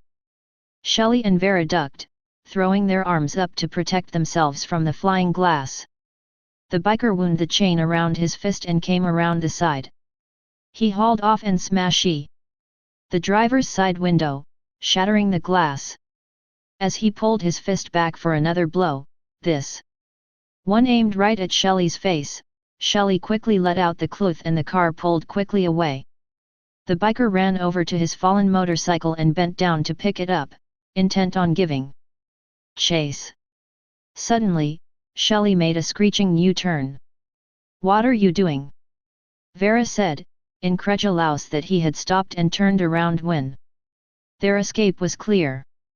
"He went too far this time," said Shelley, closing his hands around the wheel with a grim determination. He sat hunched over, an intense expression on his face, his lips pressed tightly together, his forehead creased, his eyebrows knitted, and as the biker started to pick up his cycle, Shelley let out the clucked and floored it. The biker couldn't believe his eyes when he saw the VW bearing down upon him. He barely managed to leap out of the way in time before Shelley ran right over his bike, purposely finishing the job he'd accidentally started. The other two bikers came running out of the store in time to see the VW pull another U-turn and slide around in a spray of dust, heading toward the road. "I did it! I did it! I did it!" Shelley crowed jubilantly. "Did I do it?" "You did it!" Vera said, with disbelief. "You were great." "I was great," said Shelley, riding on the adrenaline high. It was the first time in his life he had ever stood up to anybody. It felt terrific. He glanced up into high rearview mirror. "You son of a bitch," the black biker yelled after him, throwing the chain after the departing car. "Come back here, you bastard. You're not getting away with this. I'm gonna get you. You're dead, you mother. You hear me? Dead." Chapter 4. They all came running when Shelley and Vera pulled up with the battered VW. The little car looked as if it had been through a war. The windshield was completely smashed, as well as the window on the driver's side, and there were large dents both in the front and back where Shelley had backed into the motorcycles, then run over them full steam. As Shelley pulled up in front of the porch, Chuck reached them first. He put his hand through where the windshield used to be. "What happened to your windshield, man?" he said. Shelley and Vera got out of the car.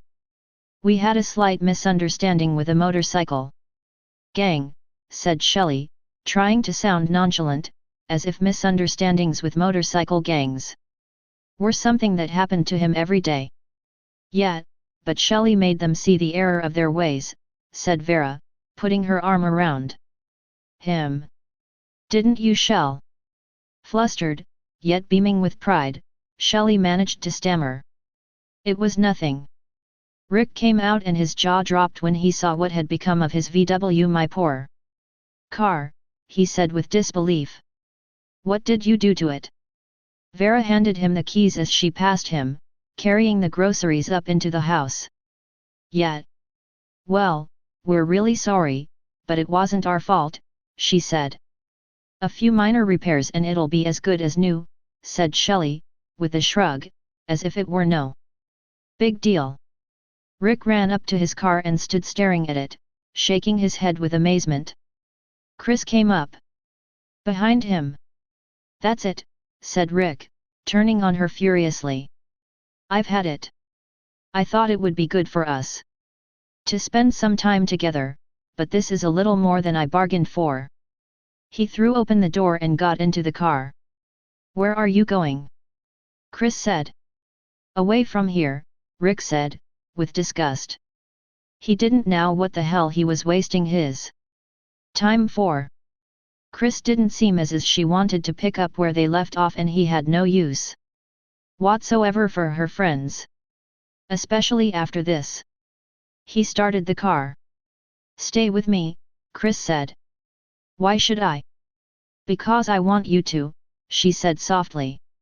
Rick looked up at her. She had that lost little girl expression stuck on her face that he was always such a sucker for.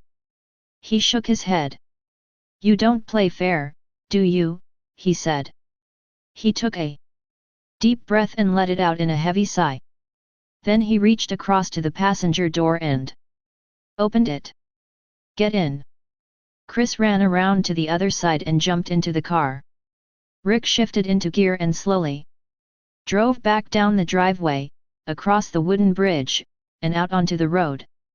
As they passed the dried-out steam bed, a large figure dressed in grubby work clothes stepped out of the shelter of the trees. He breathed heavily as he watched the VW disappear around a bend.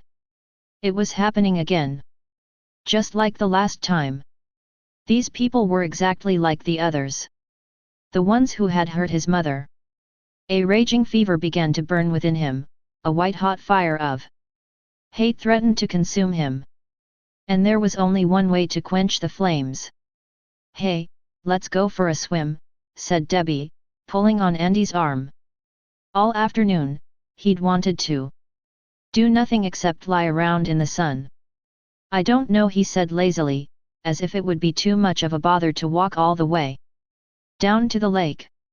"We'd be all alone," Debbie said seductively. "We could do anything we wanted and nobody would see." Andy grinned. "Sounds disgusting," he said. "Let's go." "I'll grab a couple of towels," she said, smiling at him. "I'll see you down there." She went over to the van and slid open the side door. It was really strange, but ever since she'd found out that she was pregnant, she'd been really horny. And it kept getting worse and worse. She had expected to feel positively ill. Well, there was the occasional bout with morning sickness, but other than that, she felt terrific. Chris had even commented, "Oh, it. You've got a glow," was the way she had put it. She remembered her mother always complaining about it, always bringing it up each time they had an argument. Rolling her eyes in agony and saying, "I carried you for 9 months. You don't have any idea what that's like. You should only have to experience something like that and then wind up with an ungrateful daughter." From listening to her mother, Debbie had expected this to be a terrible experience, but so far it was wonderful. She couldn't even tell that she was pregnant yet, at least not by looking, though. She checked herself in a mirror every day, but she could feel the changes taking place inside of her. She knew the experience would not be terrible at all. It was something wonderful. Andy was taking it in stride. The responsibility didn't seem to frighten him. He knew it would be hard for them, especially at their age, but he had simply accepted it and decided to make the best of it. A lot of guys would have freaked out, but not Andy. He stuck by her, just like she knew he would.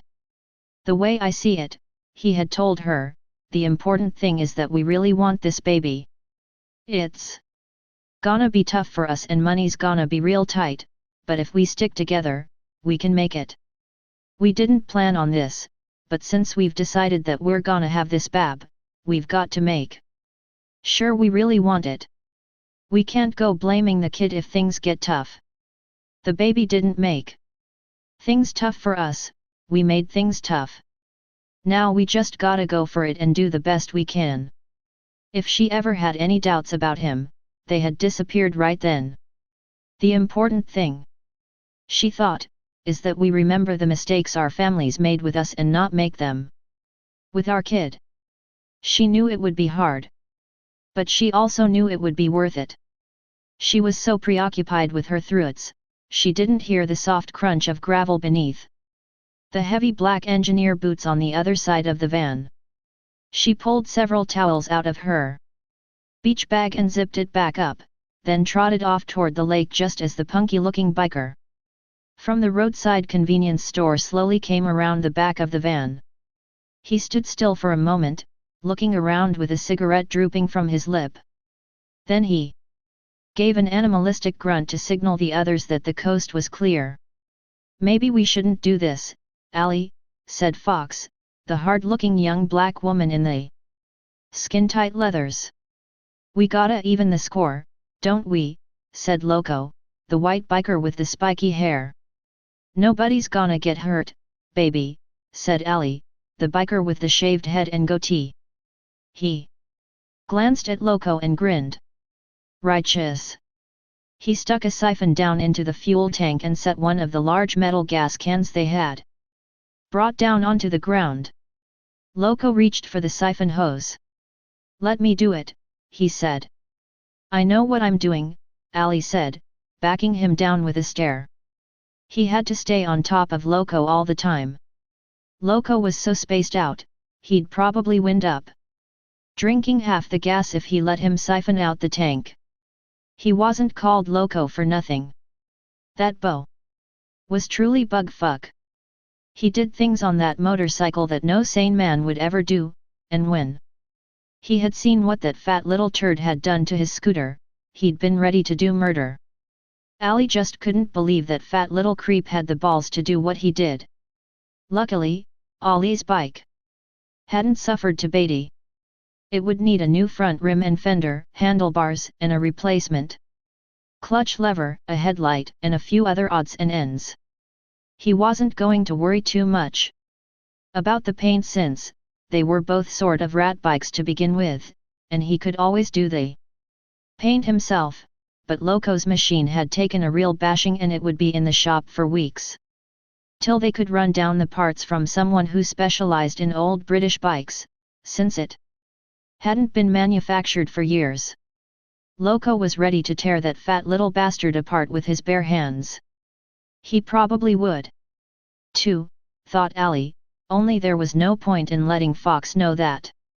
She acted real hard, but when it came right down to it, she was pretty soft on the inside. She was even a little squeamish about burning down the barn. Hell, the barn was going to be only the beginning, Allie thought. Nobody trashes my scooter and gets away with it. Nobody. As he siphoned the gas out of the van's tank, Fox wandered over toward the barn. There didn't even seem to be anyone around, so she went inside. She could understand Allie and Loco wanting to get even with those kids for what they did, and trashing their van or ripping it off, as she'd suggested was one thing, but burning down a barn was getting a little heavy.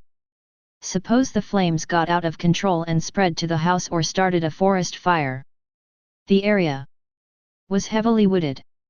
Cops might not look too hard for a stolen van that was probably insured anyway, and they could have it miles away before the cops could even start to look for it.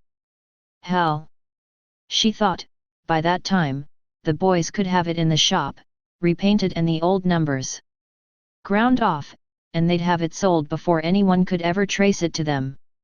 But arson, that was something else, again. It was that Loco, she thought. Allie was fine when he wasn't around, but when the two of them were together, Allie always had to be harder and badder and meaner, and what made it worse was that Loco simple did not know when to stop. Things could get out of hand with him really fast. She could tell he really wanted to kill those kids, and it was all her fault. If she hadn't started messing around with that Chicano girl, none of this would have happened. Well, it was out of her hands. There was nothing else to do but ride with it. She looked around to make sure that there was no one watching and cautiously pulled open one of the barn doors. Shafts of fading sunlight cut through the gloom within, softly illuminating the straw-strewn, packed earth floor. She grinned as she looked around. It was an old barn with lots of tools and stuff stored inside it, horseshoes and old bells and blacksmith's tongs hung on the walls. A weather-worn western saddle and girth were slung over the wall of one of the two large wood-framed horse stalls with wide, swinging wooden gats. She ran her hand over the saddle. The leather was cracked and discolored. Several wooden benches were set against the walls and a couple of old sawhorses had dusty, faded woolen blankets draped over them. There was an ancient, rust army canteen hanging from a peg, as well as an old, olive-drab, World War II canteen belt. She decided the belt looked kinda funky. She'd grab it on the way out. It was the first time she had ever seen the inside of a barn and she felt a little like a kid turned loose in a toy store. She completely forgot about the guys outside planning to burn it down and lost herself in the fascination of rummaging through all the junk, the rusted tools, the various items of old clothing and camping equipment and worn-out riding tack that had been left hanging in there.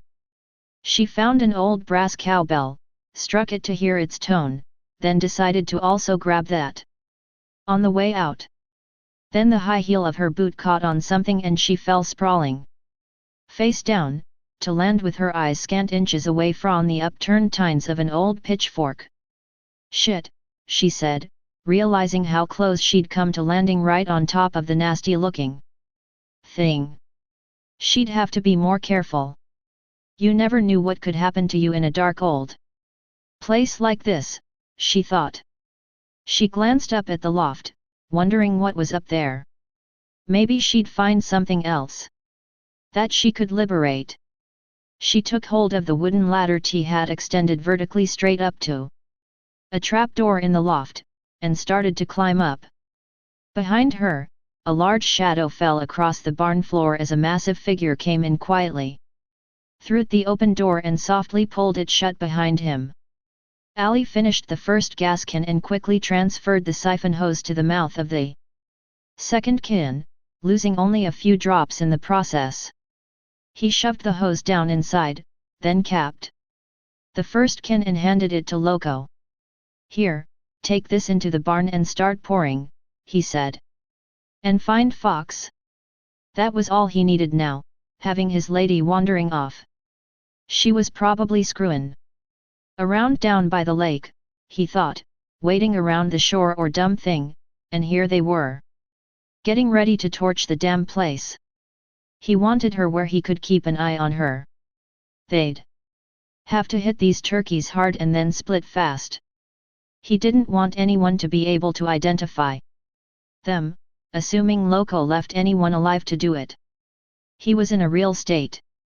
Maybe a nice big bonfire would mellow him out, but if not, there wasn't going to be any talking him out of this one. And bottom line, Alit didn't really feel like it. The hell with them. These kids had called the shots when they ran over their scooters. The sons of bitches were going to get wasted, and he wasn't going to cry about it. Loco walked over to the barn, carrying the heavy gas can and looking all around, keeping an eye out for anyone who might give an alarm. He got over to the barn doors and set the gas can down.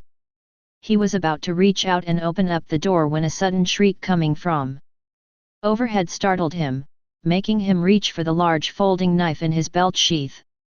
Fox came swinging out like a jungle queen on the host through the open square window doors of the hayloft, laughing and yelling like a kid. "Hoo-wee," she cried, with childlike delight. Loco stared up at her in disbelief. "What the hell are you doing?" he said, glancing over his shoulder quickly to see if anyone had heard her. "Are you crazy? Get off that thing!" She disappeared from view, swinging back through the hayloft door, and a moment later she came swinging out again like a little girl in a playground on a set of swings. "This feels so good," she yelled, giggling like a child. Loco simply stared at her. He couldn't believe it.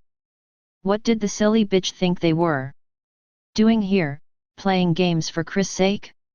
He glanced back over his shoulder, looking in Ali's direction. The van was out of sight, around a bend in the driveway, behind a large oak tree. He shook his head. If Allie saw this, he'd lose it for damn sure. "Ollie's gonna be pissed if you don't stop this screwin' around," he called up to her. "We got shit to do." The hoist came swinging out by itself, with no sign of Fox. Loco waited for a moment, staring up at the hayloft, but Fox didn't reappear. He scowled and went into the barn. "Fox," he called, getting really irritated. He wanted to get on with it, he didn't feel like wasting time playing nursemaid to Ollie's old lady. "Where are ye?" The cigarette dangled from his mouth. "I oughta just dump the dotum gas out and toss the butt down and be done with it," he thought. "Let the stupid bitch find her own way out. Serve her right. If she got burned." He ground his teeth together. No, then he'd have to deal with Allie. "Where's Fox?" he imagined Allie saying. "Oh, she's back in the barn, man. Oughta be nice and crispy by now." No, he didn't guess Allie would go for that. Shit. He'd better get her and bring her the hell out.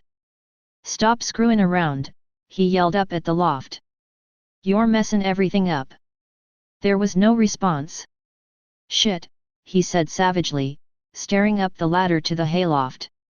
He'd had it with her. He didn't care if she was Ollie's old lady or not, he was going to grab her by the goddamn throat and toss her right out that big square window up there. "You're dead now, woman," he shouted. He came up through the opening in the floor and stepped off the ladder onto the floorboards. "Fox." He turned around, his jaw dropped and his eyes opened wide with shock at the sight of Fox. Dangling in the air, pinned to a crossbeam, impaled through the throat by the long tines of a pitchfork like a butterfly pinned to a board. Her eyes were ghastly, wide open, frozen into a stare of utter horror. Blood trickled down her leathers and dripped down onto the floor of the loft, soaking into the straw. Loco panicked and turned to run. The second pitchfork was driven deep into his stomach with a dull, wet, smacking sound. The long, sharp tines ripped through his entrails, penetrating deeply, going straight through him and coming out his back. Blood bubbled up into his throat as he opened his mouth to scream, and his hands clutched helplessly at the wooden shaft of the pitchfork, his horrified gaze fixed on his attacker. He staggered forward one step, and then his legs turned to rubber and collapsed beneath him. There was a brief period of the most incredible, agonizing pain he had ever experienced in his entire life, and then everything started spinning and he was falling as fire exploded in his mind and the whole world started burning. Allie came hurrying up to the barn doors, carrying a heavy can of gasoline in each hand. He scowled at the sight of the closed doors and kicked at them, looking around to see if anyone had heard him. He waited for either Fox or Loco to let him in, but no one came. Angrily, he kicked the door again. "Loco! Fox! Open this damn door!" There was no response from inside. Allie gritted his teeth and set the gas cans down, then pushed the door open himself. He picked up the cans and went inside, setting them down once again and looking all around the interior of the barn. They were nowhere in sight. He heard the sound of heavy footsteps up in the hayloft and looked up. "What the hell are you two doing up there?" he demanded angrily. "You hear me talkin' to you?" He stormed over to the ladder and grabbed it, about to start climbing up, when suddenly Loco's body was thrown down from the hayloft. It came flying down at Allie, landing right on top of him and sending him crashing to the ground. His eyes went wide as he saw all the blood and he shoved Loco's corpse away, scrambling out from under it. "Fox!" he screamed, and then he turned quickly as someone dropped down from the hayloft, landing back in a dark corner of the barn. Ali looked around quickly and his gaze fell on a rusted machete among the array of gardening tools. He grabbed it and started for the back of the barn, his eyes glittering with homicidal fury. "When I find you, you bastard, you're a dead man," he said. He rushed back to the stalls, brandishing the machete, and then he spun quickly as he heard someone jump down behind him from the pile of hay bales in the corner. In the dim light inside the barn, he saw a huge figure coming at him, holding something in his hand. Ali swung the machete at the shadowy figure's head with all his might. Moving with amazing speed, his attacker ducked beneath the blow and Ali staggered. Momentarily caught off balance, and then stars burst before his eyes as an iron plumber's wrench came down upon his skull and he fell crashing to the floor. The wrench descended on him 3 more times like a sledgehammer driving in a railroad spike, but Ali never felt it. Chapter 5. He saw them through the window of the barn, the girl dressed in a scatty blue bikini and wrapped in a towel, the boy in shorts, sneakers and a t-shirt. Their wet hair was plastered down. And they walked close to one another, hand in hand. They were coming up from the boat dock by the lake, heading directly toward the barn. Their voices floated up to him. "What are you doing?" Debbie said as Andy started to pull her toward the barn. "We haven't been in the barn yet," Andy said, with a sly grin. "Let's take a look." "Not now," said Debbie, pulling away from him and walking back toward the house.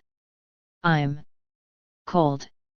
The water in the lake was freezing and it had brought on a sudden attack of cramps and mild nausea. "How about it, Debbie?" Andy said, wiggling his eyebrows and leering. "A little roll in the hay." "Go play with yourself," she said, grinning at him. "I'm going in the house." "Hey, wait up," he yelled, laughing and running after her. Jason Voorhees slowly unclenched his fists as the couple headed back up toward the house. The blood-stained plumber's wrench dropped from his hand and fell onto the floor of the barn, next to the prostrate form of Ali. He looked down at the biker's blood-spattered body and, for a moment, the raging fever within him ebbed. His breathing slowed and became more regular. A curious sort of calm came over him, as it always did after a kill. But it only lasted for a little while, and each time the period of calm was briefer than the last. He had fled from the deserted Camp Crystal Lake known to the locals as Camp Blood after the sheriff, with assistance from local hunter and the state police, had organized a search for him. It was the largest dragnet in the history of the state. They had started at Paul Holt's Counselor Training Center, the scene of the recent murders, and from there they had gone on to the abandoned camp, where they had found the ruined, patched-together cabin he'd been living in. From hiding, he had watched them carrying out the bodies of the counselors he had slain and brought them to the shrine he had erected to his mother, the centerpiece of which had been her rotting, decapitated head. It was all that remained of her after the girl named Alice, the sole survivor of her vengeance, had killed her at the camp, beheading her with a machete. Thinking he had drowned and blaming his death on inattentive counselors, Pamela Voorhees had been driven mad with grief and she had embarked upon a murderous vendetta to avenge her son. She butchered 2 young counselors while they were making love, savagely hacked them to pieces with a hunting knife so that their bodies were barely recognizable. Then she had poisoned the camp water supply. Each time someone tried to open up the camp again, she stopped them. Until Steve Christie, the son of the original owner, returned with a set-up crew of counselors, determined to reopen the camp and prove once and for all that Camp Blood wasn't cursed, as people in the town of Crystal Lake believed. Enraged, she killed them all, except for Alice, who, in terrified desperation, struck out at her with a machete and ended her pathetic life. Only what Pamela Voorhees had never realized was that her son, Jason, had survived. Jason had drowned in Crystal Lake on that fateful Friday the 13th, but some feral spark within him had refused to die. He had come to on the shore, with no memory of how he had dragged himself up out of the slime at the bottom of the lake. The last thing he remembered was crying out in terror as the waters of the lake closed over him, the awful feeling of the water rushing down his throat, flooding his lungs as he tried uselessly to breathe, and then nothing. When he found himself in a clump of bushes on the shore, he rolled over on his side and retched for what seemed like hours, vomiting up filthy, stagnant water, worms, and writhing maggots. After a time, he regained enough strength to crawl a short distance from the lake and collapse beneath a stand of pine trees, where he slept while his body continued the strange process of regeneration that had kept it alive despite all the rules of nature. He did not know how much time had passed since he had drowned, how long he had remained on the bottom of the lake, but even had he known, chances were he would not have understood. The ordeal of his death had dealt an irreparable blow to his tortured mind, which had never really functioned properly to start with. Despite the supernatural ability of his body to shut down and repair itself, his mind was never fully able to recover from the effects of brain death. He lived, but he did not really reason.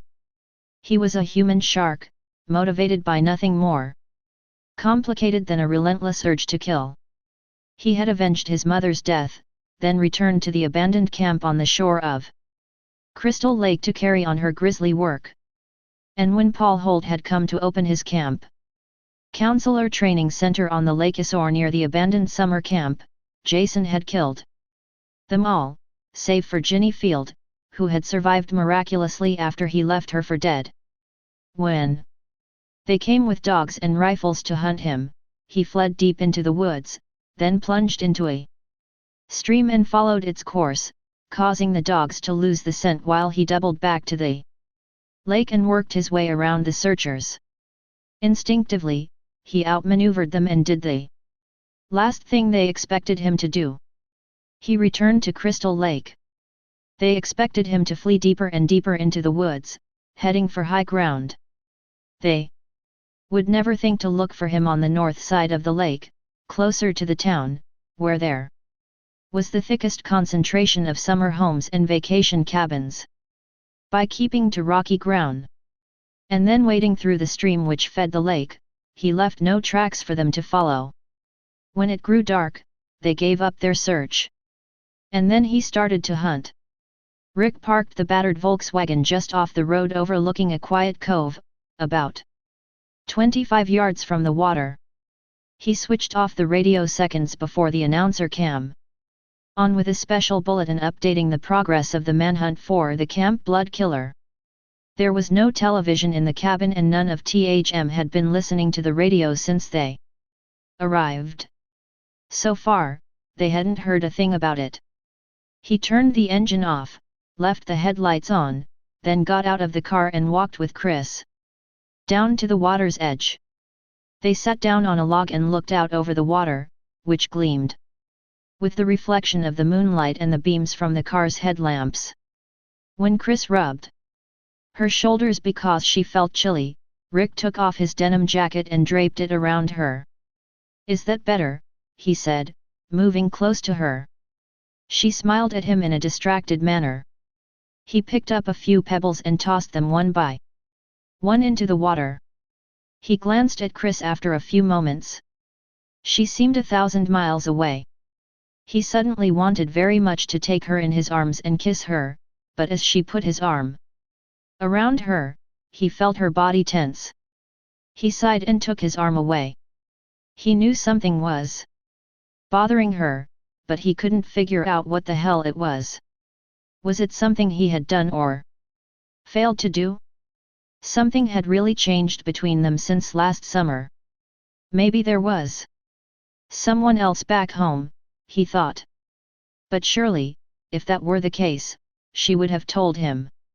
"You know, I don't think I could live anywhere else," he said, looking out at the lake and just talking to make conversation, hoping he could get her to open up.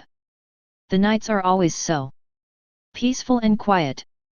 She didn't say anything for a moment, then, still not looking at him, she said softly, "It's deceiving." He glanced at her sharply, puzzled by his peculiar comment. "What do you mean?" Again, she was silent for a moment, as if she were struggling to get the words out. "The quiet can fool you," she said finally. He saw her swallow hard. "It fooled me." Rick sensed that she was on the verge of telling him about it, whatever it was, but she was having a difficult time of it. Suddenly he didn't think it was another guy back home. It was something worse. Something was really bothering her. Something had happened and she was scared. "Chris," he said, gently prompting her, "why did you come back here?" She hesitated, moistening her lips. Her mouth had gone suddenly dry. "To prove something to myself," she said at last. "To prove I'm stronger than I think I am." "What about us?" Rick said. "I'm here with you," she said, looking at him intently. "Can't that be enough for now?" "I don't know," said Rick, his frustration mounting. She seemed about to tell him, but suddenly she backed off again. "I mean, I don't see you for months on end, and when I do, you put this barrier between us. How do I break though?" She sighed heavily. "You're right," she said. "I should have told you everything a long time ago, but I just couldn't." She bit her lower lip and shook her head, looking away from him. She looked as if she was about to cry. "Look, Chris," he said, "you don't have to tell me anything if you don't want to." "I want to," she said, looking at him earnestly. "I want you to know what happened so you'll understand." She looked away from him and stared out at the water. She was afraid to tell him, afraid that he wouldn't understand, but she could not go on any longer without telling him about it. It wasn't fair. She owed him at least that much. "Everything is so clear in my mind," she said, as if it were happening right now. She shut her eyes a moment, taking a deep breath and letting it out slowly. "I don't know if you remember," she said, "but when you dropped me off that night, it was very late. I knew my parents would be waiting up for me. But I didn't care. We'd had such a good time." She sighed again and looked at him briefly before looking away once more. He was watching her intently, allowing her to proceed at her own pace, just listening and not commenting. He was doing his best to make it easier for her. Maybe he really would understand, she thought. Maybe he won't blame me, as my parents did. The thought made it a little easier for her to go on. Now that she had started, she had to tell the whole story and it simply came spilling out of her. "The minute I got in the door," she said, "they started yelling at me and cursing me. We had such a big fight. My mom slapped me. That was the first time my mother had ever hit me. I couldn't believe it. I ran out the door and into the woods.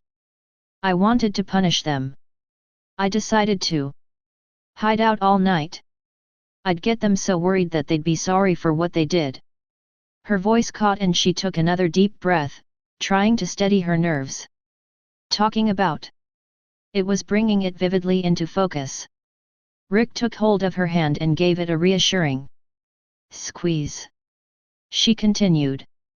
"It had been raining out and the woods were cold and wet.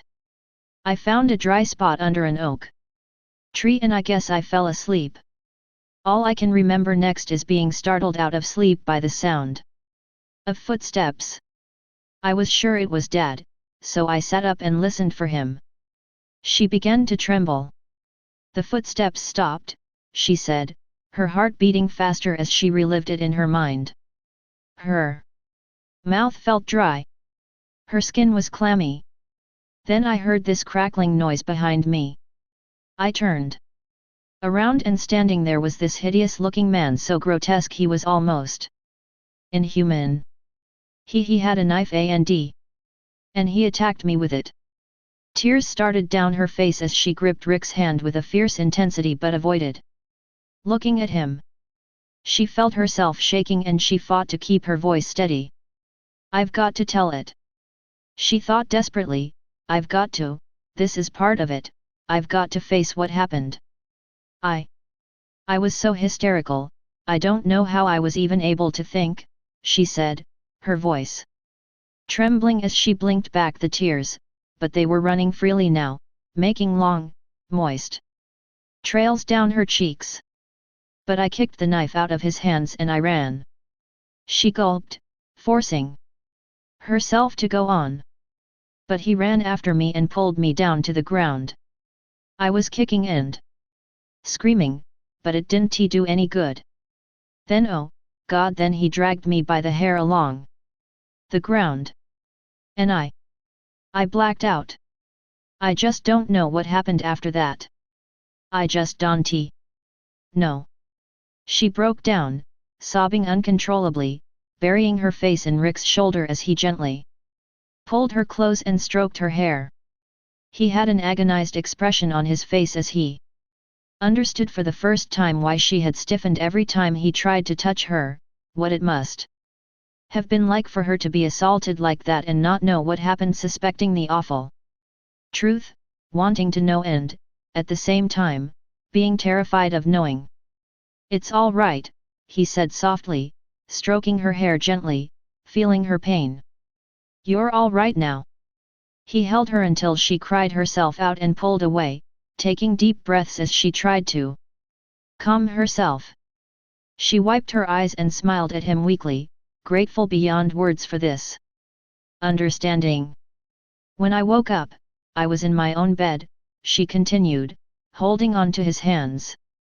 She shook her head. My parents never said a word about it. They act as if the whole thing never happened. But it did. And they knew it too, she thought, and they blamed her for it and never forgave her, either. They acted as though what she put them through, which was, of course, the way they would have thought it could possibly compare with an experience as terrible as the one she'd had. So terrible that her mind had blocked it out. All I want to do is just forget it, she said, but I can't. I'll never forget that horrible face. Never. The headlights on the car suddenly went out and she jerked as if struck. What's that? They turned around, looking back toward the car, but there wasn't anyone in sight. Damn it, it's the battery, Ricky said. I charged it yesterday, but it must not have taken. They walked back to the car. It may just start anyway, he said, somewhat dubiously. Let me try. He opened the door, got in, and turned the key, but it was dead as a doornail. We're gonna have to walk back, he said, getting out and putting his arm around her protectively. It's okay. He looked at her and could see that she was shaken, but her eyes were shining and she looked incredibly relieved. It suddenly occurred to him that she had been afraid he'd pull away from her. Afraid that he wouldn't understand and that he'd shut her out after he found out what had happened, as if it were her fault that some sick bastard had. My God, he thought. No wonder she'd been acting that way every time he tried to touch her. She had been violated and the assault had been upon the very core of her being. She felt unclean and was terrified that he would perceive her that way and want nothing more to do with her. Sweet Jesus, he thought, did she really think I'd turn my back on her just because she had been hurt? Did she really think I wouldn't be there when she needed me the most? Perhaps it was a corny gesture, but he offered her his arm. And it was exactly the right thing to do. With a smile, she hooked her arm through his and together they started back down the road. Chapter 6. Chuck and Chili were slumped in identical postures on the couch, heads arched back. Mouths open, dead to the world. Zonked, as Chuck would have put it. Vera and Debbie sat on the other couch staring with bored expressions at Andy and Shelley, who were juggling. Shelley was juggling 3 apples while Andy juggled oranges, each concentrating intensely as he attempted to outdo the other. Neither Debbie nor Vera could believe that the evening had degenerated to such a mundane level. "Do you give up?" said Shelley, concentrating fiercely as he juggled his apples. "Not on your life," said Andy, whose competitive drive led him to enter any physical contest. "No matter how absurd. You give up?" "Never," Shelley said. Vera and Debbie exchanged helpless glances. "I know how to stop this," Debbie said, smiling. She got up off the couch and walked slowly over to Andy's side, stopping right next to him and sliding up to him as he kept his eyes on the oranges. "I can think of much better things for you to be doing with your hands," she said in a husky voice, smiling and sashaying over to the stairs. Andy promptly allowed 2 oranges to drop. "You win," he said to Shelley as his oranges thudded to the floor and he hastened to follow Debbie up the stairs. Shelley glanced around, saw that Andy and Debbie had departed and that Chuck and Chili were still asleep, then he looked at Vera nervously and smiled. "I guess that just leaves you and me sort of," he added, awkwardly. Vera watched him juggle. "You really are very good at that," she said, anxious to change the subject. She turned back to tend the fire with the poker. Shelley stopped juggling his apples and watched her for a moment, licking his lips nervously as he saw the way her jeans stretched tightly over her ass. God, she was so damned beautiful. He took a deep breath and decided to take the plunge. "Vera," he started, hesitantly, "you and I have gotten to know each other a little today." He gulped. "I like you. I like you a lot. I was thinking that maybe." Vera came up to him quickly and gently placed her hand upon his mouth, covering his lips with the tips of her fingers. "I don't think so," she said, trying to say it as gently as she knew how. Shelley dropped his gaze to the floor, feeling his face burning with embarrassment. He felt like an idiot. "Look," said Vera, feeling sorry for him, "I'm going outside for a few minutes. And when I get back, we'll talk, okay?" She turned and walked out the front door, onto the porch. Shelley moved over to the living room window and watched her for a moment as she sat down on the porch steps. "Sure, we'll talk," he said, a world of bitterness in his voice stemming from a lifetime of rejection. "Bitch." Vera ambled down the porch steps to the front walk leading to the driveway. The sun had gone down and the night was cool. She took a deep breath and sighed, unaware that Shelley was watching her with desperate longing through the living room window. He really wasn't a bad guy, she thought, even if he was a bit of a nerd. He'd shown a lot of guts at that convenience store with the bikers. Still, she thought, just because he wasn't a bad guy was no reason for her to give in to what was obviously a fairly potent sexual fantasy he was having about her. What was it about guys, she thought, that they couldn't seem to think about girls in any other terms except as potential sexual conquests? They either wanted to take you to bed or they didn't. That's all there was to it so far as they seemed to be concerned. Friendship? Forget it. That's what other guys were for, right? When it came to women, guys either wanted to ball them or they didn't, and girls would either put out or they wouldn't. It really didn't seem to be any more complex than that. How the hell could they expect to have relationships with women if they weren't even willing to accept women as individuals, with wants and needs and feelings of their own? Damn it, she thought, I like Shelley. At heart, he really is a decent sort of guy, but why do I have to feel guilty just because I don't want to sleep with him? Why does my acceptance or Rejection of him have to come down to whether or not I'll go to bed with him. That's just not fair. She thought. Maybe she could explain it to him. She didn't know if he would understand, but it was certainly worth a try. Look, Shelley, she imagined herself saying to him, just because I don't want to go to bed with you doesn't mean that I don't like you as a person. It doesn't mean that I'm rejecting you. Don't you see that by putting me in that position, you're putting me in the same unfair position that people have been putting you in all your life? They've looked at you and seen a kid who was overweight and they never bothered to look beyond that to find out who you really were. Well, it can be exactly like that for someone who looks the way I do. Have you ever thought of it? They look at me and all they see is a pretty face and a terrific body.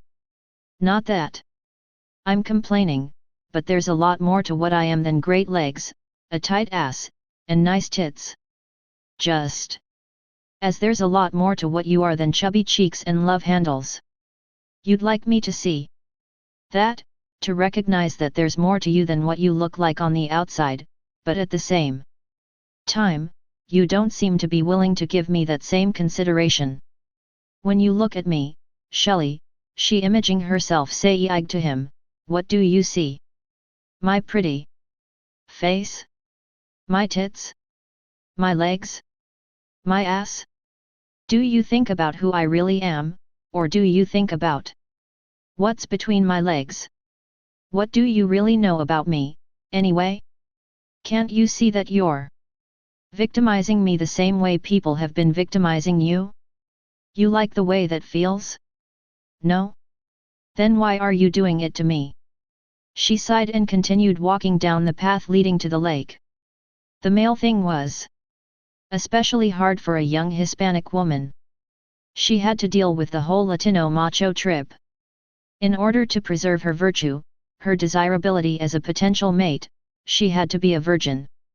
Yet, at the same time, she was subjected to countless assaults upon her virginity, and the rules of the game were clearly defined. It was all right for the guys to do whatever was necessary short of outright rape to try and get between her legs, but the only way that she could maintain their respect was to continue to resist them. If she relented and gave them what they wanted, she could be regarded as nothing more than a cheap slut. Anglos pulled the same kind of number, only in a much more subtle way. Maybe she was expecting too much of Shelley to think that he could ever understand. He was probably in there right now, feeling sorry for himself and thinking that she was a bitch because she wouldn't respond to him the way he wanted. And what about what she wanted? Or didn't that matter? She felt like going in there and asking him if he'd still feel the same way if she were about 50 pounds heavier. Somehow, she doubted he'd look at her quite the same way then. Well, Shelley, she thought, it works both ways, you know. Andy rolled from side to side experimentally in the net hammock, feeling it sway beneath him.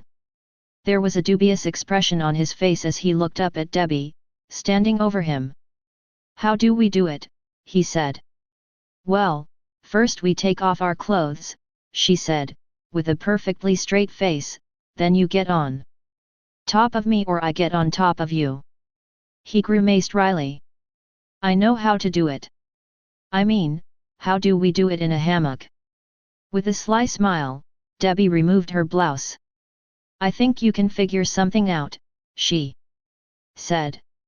I'll think of something, Andy said as she came into his arms and the hammock started to sway from side to side. Chuck stirred groggily on the couch in the living room. He glanced over at Chili, out like a light as she sprawled back against the couch next to him. He grinned. Good shit, man, he thought. It zonked both of us right out. He glanced around the room. Except for him and Chili. There was nobody else around. The room was dark and the fire was starting to die down. Stretching lazily, he got up off the couch, threw some more logs onto the fire, and went out the back door. He walked the short distance to the outhouse, opened the door, and pulled light chain inside. The yellow bulb came on, and he looked around at the interior of the outhouse, grinning at the graffiti written on the walls. "Help! I'm being held prisoner in the outhouse," one said. "Throw down a can of air freshener and a rope." He chuckled, then turned around as he heard the sound of footsteps on the gravel behind him. "Shelley." No answer. He couldn't see very far into the darkness. He shrugged, went into the outhouse, closed the door, and sat down. He pulled a joint out of his shirt pocket and lit up, inhaling deeply. As the first blast hit his lungs, the whole outhouse seemed to shake. "Heavy shit," he said, taking the joint out of his mouth and gazing at it appreciatively. Then the outhouse shook again and he realized that it wasn't the dope. Someone was leaning on the outhouse wall outside, rocking it back and forth violently. "Who's there?" Chuck shouted, feeling slightly alarmed. "Shelley, if this is another one of your tricks." A moment later, he was pulling up his pants and bolting out the door, looking all around angrily. There was no sign of anyone, but the door to the barn was slowly swinging closed, as if someone had just gone inside. "Damn that Shelley," Chuck thought, him and his constant screwing around. Suddenly he turned and almost jumped out of his skin when he bumped right into Chili. He gave out a startled yell. "Ah! It's just me," she said. Chuck exhaled heavily. "Between you and Shelley, I'm luck I haven't had a heart attack already." "What's Butterbull up to now?" asked Chili. "I don't know," said Chuck. "He just ducked into the barn." Chili grinned. "Come on, let's give him some of his own medicine." She took his arm and pulled him toward the barn. As they entered the dark building, ever shadowy form within suddenly looked ominous to Chuck. He started to get an attack of paranoia. "I don't think he's in here," he said uneasily, backing away slowly toward the door. Chili made a face and grabbed his arm, pulling him back in. Chuck suddenly wasn't sure that it was Shelley who had gone into the barn. He hadn't actually seen him. "Hey, maybe that wasn't him, Chili," he said nervously. "SSSH." She held a finger to her lips, and with her other hand, she picked up an iron crowbar. She crept forward and pushed open one of the stalls. She brought the bar up as if it were a baseball bat and leaped into the stall with shrill yell. But the stall was empty and she dropped the bar, disappointed that Shelley wasn't there. "I guess he must have left," she said, with a shrug. "Come on," said Chuck, anxious to get out of there. He didn't know why, but he had a sudden, powerful feeling that they were not Alan. He half expected someone or something to come leaping out at them from the shadows. "Let's get out of here," he urged her. She turned and smiled at the frightened expression on his face. She put her arm around him and hugged him close. "I'm not going to let anybody hurt you," she said. "Gee, thanks," said Chuck wryly. "I feel a lot better." As they turned and went outside, their arms around each other, the gate to the second stall inside the barn swung open and Jason stepped out, watching them with glittering eyes. The blood was pounding in his ears, filling them with a roaring sound as he kept clenching and unclenching his fists. His massive rib cage rose and fell as he breathed heavily, gulping in deep lungfuls of air to try and ease the tightness in his chest. The blood fever was upon him once again. He seemed to hear a small, insistent voice deep within his twisted brain, a voice that commanded him to kill. He stared at Chuck and Chili with utter loathing as they walked back toward the house. For the moment, they had escaped him. But only for the moment. Chapter 7. Vera sat on the edge of the boat dock, dangling her legs in the water. It was so quiet and peaceful out on the lake, she didn't really feel like going back inside and having it out with Shelley. She sighed. Why couldn't he simply take the hint? Any other guy would have realized long ago that she simply wasn't interested in him, at least not that way, but Shelley couldn't seem to get it through his head. He kept trying to push the issue, as if he thrived on rejection. She kicked her legs back and forth, enjoying the feel of the cool water on her bare feet. I came on this trip to get away from hassles, she thought, to just enjoy a quiet weekend in the woods. She didn't need this crap from Shelley. He wouldn't be such a bad guy, she thought, if he would just relax and stop trying to show off and impress people, if he would just be himself. Why couldn't he just? Something grabbed hold of her leg. She gasped, lurching forward, almost falling off the dock into the lake as a hand sticking up out of the water clutched her around the ankle, trying to pull her down. She screamed, and clung to the dock with all her might, kicking with her leg, trying to wrench herself loose, but she felt herself slipping and suddenly the hand let go.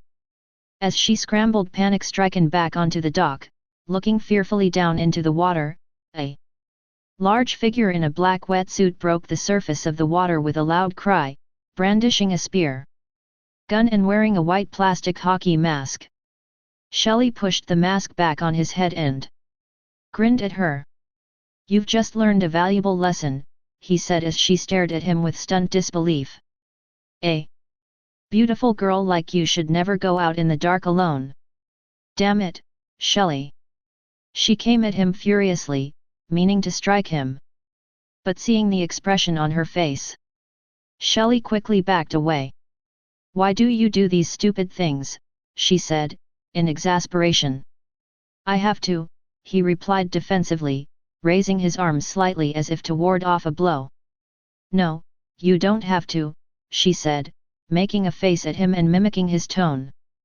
I just want you to like me, Shelley said dejectedly, avoiding her gaze and looking like a dog that had been kicked. I do like you, said Vera, with exasperation. But not when you act like a jerk. Being a jerk is better than being a nothing, Shelley said, in a small voice. I never said you were nothing, Vera protested. You don't have to say it, he said miserably. I can tell. You're wrong, she said. Shelley. He hung his head and walked away, looking like a big black seal in his wetsuit. She sighed, shaking her head.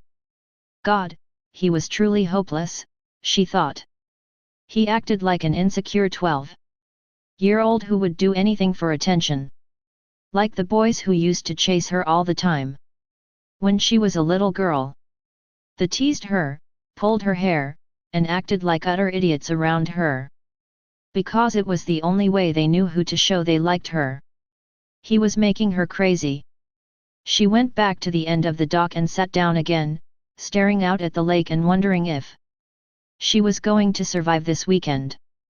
Shelley sat down on the porch swing and stared down at Tay Dock, where Vera was sitting with her back to him. He felt like a jerk. She's right, he thought miserably, a jerk is exactly what I am. The idea had been to make her laugh, but it had backfired, as his ideas always did. He would imaging the whole thing in his head, the way it would go, complete with dialogue, as if it were a movie that he was directing. He would see it played out in his mind frame for frame.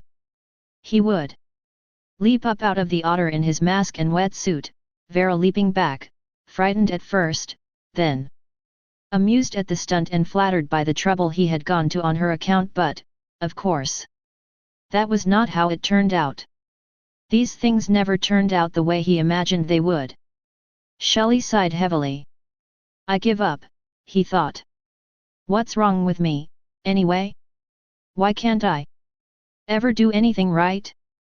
I ought to just give up on the whole thing, forget about Vera, forger about a career in filmmaking, and get a job as a cook at a fast food restaurant. The thought suddenly made him long for a double burger, a quarter pounder with cheese, a couple of orders of large fries, a large milkshake, and maybe a fried fish fillet with extra sauce and an apple. Turnover. He wondered if there were any fast food places nearby. Or at least a pizzeria.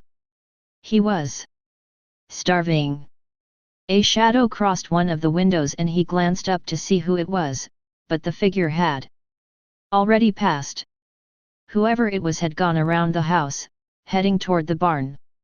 Shelley got off the porch swing and went down the steps toward the barn, carrying his mask and spear gun. He went up to the window and looked in, but it was way too dark to see anything. He tapped on the window. "Chuck? Chilly? What are you guys doing in there?" He grinned. "You guys doing something I shouldn't see?" He pushed open the door and fumbled for the light switch. Powerful fingers suddenly closed around his wrist in a vice-like grip and brutally yanked him forward. He gasped with shocked surprise, then he saw a flash of steel and opened his mouth to scream, but he never had the chance. The knife blade whistled through the air with the speed of a Japanese chef slicing up a stir-fry, and Shelley felt the agonizing fire of its razor-sharp edge as it slashed across his throat. Vera shifted uncomfortably on the wooden boards of the dock and reached into her back pocket to see what was poking her. She pulled out Shelley's wallet. She had forgotten to give it back to him after that scene with the bikers at the convenience store. Out of curiosity, she opened it and started going through the contents. She paused at a photograph of Shelley and his mother. Aang guiltily closed the wallet. She looked around, but he was nowhere in sight. He must have gone back to the house, she thought. She started to get up, but as she rose, the wallet slipped out of her grasp and fell into the water. "Oh, that's just great," she said, looking down at the wallet floating in the lake. Fortunately, it was one of those Kodura nylon outdoorsman's wallets, used by fishermen and boaters because they floated, but it had drifted out of her reach and now she couldn't get at it from the dock. There was nothing else to do but go in after it. She walked back to the opposite end of the dock and stepped onto the ground, going down to the water's edge. Slowly wading out into the water until it was up over her knees, she reached out for the floating wallet and picked it up. As she shook it off, the sound of heavy footsteps on the dock above her made her look up. She saw a dark figure wearing a white hockey mask and carrying a spear gun walk out onto the dock. Shelley, she thought, was still playing his stupid games. Well, he probably wouldn't think it was so funny when he found out she had dropped his wallet in the water. Everything inside was soaking wet. "Hey! I dropped your wallet," she called out. "I'm sorry." She saw him raise the spear gun. "Hey, now cut that out," she shouted. "That's not funny." It was pointed straight at her. Suddenly she realized that the dark figure wasn't wearing a wet suit. It wasn't Shelley, but a much larger man, some huge and frightening stranger wearing Shelley's hockey mask and aiming Shelley's spear gun at her face. "Who are you?" she shouted, staring with sudden fear at the figure on the dock. "What are you doing?" Jason pulled the trigger. With a click and a sharp, hissing sound, the steel spear hurtled through the air and struck Vera in her left eye, penetrating deep into her brain. She fell back into the water, her right eye staring blindly at the sky, the shiny spear shaft protruding from her left eye socket as blood leaked out from around the window and mingled with the cold waters of Crystal Lake. Jason dropped the spear gun onto the dock and turned back toward the house. He looked up at the light in a second-floor bedroom window where Andy and Debbie lay wrapped in each other's arms. "That was the best one yet," said Debbie, sighing contentedly. "Was it you, me, or the hammock?" "I vote for me," said Andy, with a grin. "I vote for the hammock," she said, giggling as she sat up and lowered her feet to the floor. She stood and reached for her bathrobe. "Where are you goin'?" Andy said. "I'm taking a shower," she said, pausing at the door. "You ought to try it sometime." She went into the bathroom, flicked on the light switch, and turned on the shower. "Hey, Debbie, can you hear me?" Andy shouted from outside the bathroom door. She dropped her bathrobe to the floor. "Barely," she said. "I'm going downstairs to get a brew," he called. "You want one?" She got into the shower and started soaping herself. Downstairs, the front door opened and Jason walked in, carrying a machete from the barn. He slowly crossed the living room and started up the spiral staircase to the second floor, and the sound of their voices. As Debbie washed the soap out of her eyes, the door to the bathroom opened. She heard a banging noise and turned off the shower. "Andy!" She wiped the water out of her eyes and opened them. She could see a shadowy figure through the shower curtain. She drew the curtain back and saw Andy, upside down, walking on his hands. The banging sound had been him kicking the bathroom door open. She rolled her eyes at him. He came down out of his handstand, grinning. "Do you want that beer, or not?" "Sure. I'll be right back," said Andy. He kicked up into a handstand once again and walked out of the bathroom on his hands. Smiling, Debbie shook her head and pulled the shower curtain closed. He was always showing off. She turned the hot water back on. Andy kept his balance perfectly as he walked on his hands into the hall, whistling to himself. "One of these days," he thought, "I'll have to see if I've got enough nerve to try this going down the stairs. Wonder if I can make it without getting killed." "Andy!" Debbie called out from the bathroom over the sound of running water. "Are you still out there?" He stopped and pivoted around on his hands and found himself looking at a pair of dirty work boots. He glanced up and saw a large figure wearing a white hockey mask and brandishing a gleaming machete. He screamed as the razor-sharp blade chopped down savagely between his legs, slicing through his upside-down body like an axe spittle logs. Over the sound of the running water, Debbie thought she heard a yell, followed by a crashing sound. She finished rinsing off the soap, turned off the water, and stepped out of the shower. "Andy," she called, reaching for a towel. "Are you still out there? I can't hear you. Will you quit fooling around? Cut it out." She dried off, then wrapped the towel around herself and opened the bathroom door. She stuck her head out and looked up and down the hall, but there was no sign of him. He must have gone downstairs, she thought. "I changed my mind, I don't want that beer," she shouted, looking down over the balcony as she walked down the hall to their bedroom, her bare feet almost stepping into a trail of blood. "Andy? Andy? Did you hear me about that beer?" She stopped at the bedroom door, listening for a moment, then sighed with exasperation and went inside. "I hate when you don't answer," she said, slamming the door shut and plopping down into the hammock. She reached over to the nightstand, picked up a magazine, and settled herself down comfortably, flipping through the pages while she waited for him to return. With a soft, pattering sound, several large drops of blood fell down from above and splattered on the pages of her magazine. Not realizing what it was at first, Debbie frowned and touched the red drops with her fingertips. "Where's this coming from?" she wondered aloud. Then she looked up and saw Andy's mangled body draped over the rafters like a slab of beef hung up in a smokehouse. She opened her mouth to scream, but before she could utter a sound, Jason's hand came out from underneath the hammock and clamped down across her forehead.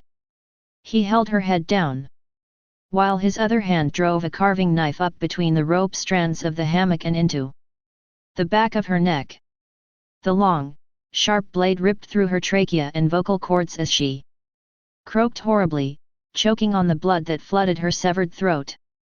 The steel blade went completely through her neck and, in the last agonizing seconds of her life, Debbie saw the reddened tip of the carving knife rising up out of the hollow of her throat like some grotesque growth erupting from her body. Through a haze of red fire, she saw Andy's body up above her in the rafters, one arm dangling down, as if her were trying to reach out to her, and then all feeling went away as she slipped into oblivion. Chuck staggered back into the kitchen and started pawing through the pots and pans with a tremendous clatter. He giggled as he threw to himself, "Man, am I wrecked?" He selected a huge pot and poured a generous amount of corn oil into it, straight from the bottle, without bothering to measure. Then he turned the flame up all the way and tossed a couple of test kernels into the pot, just as the instructions on the jar said. Then he decided, the hell with it, and dumped a whole handful of popcorn kernels into the pot. He stared at it thoughtfully for a moment, then dumped in another handful just for good measure. Then he upended the jar over the pot and dumped it all in.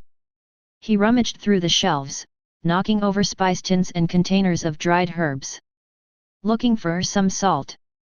He found something labeled sea salt and figured that was close enough.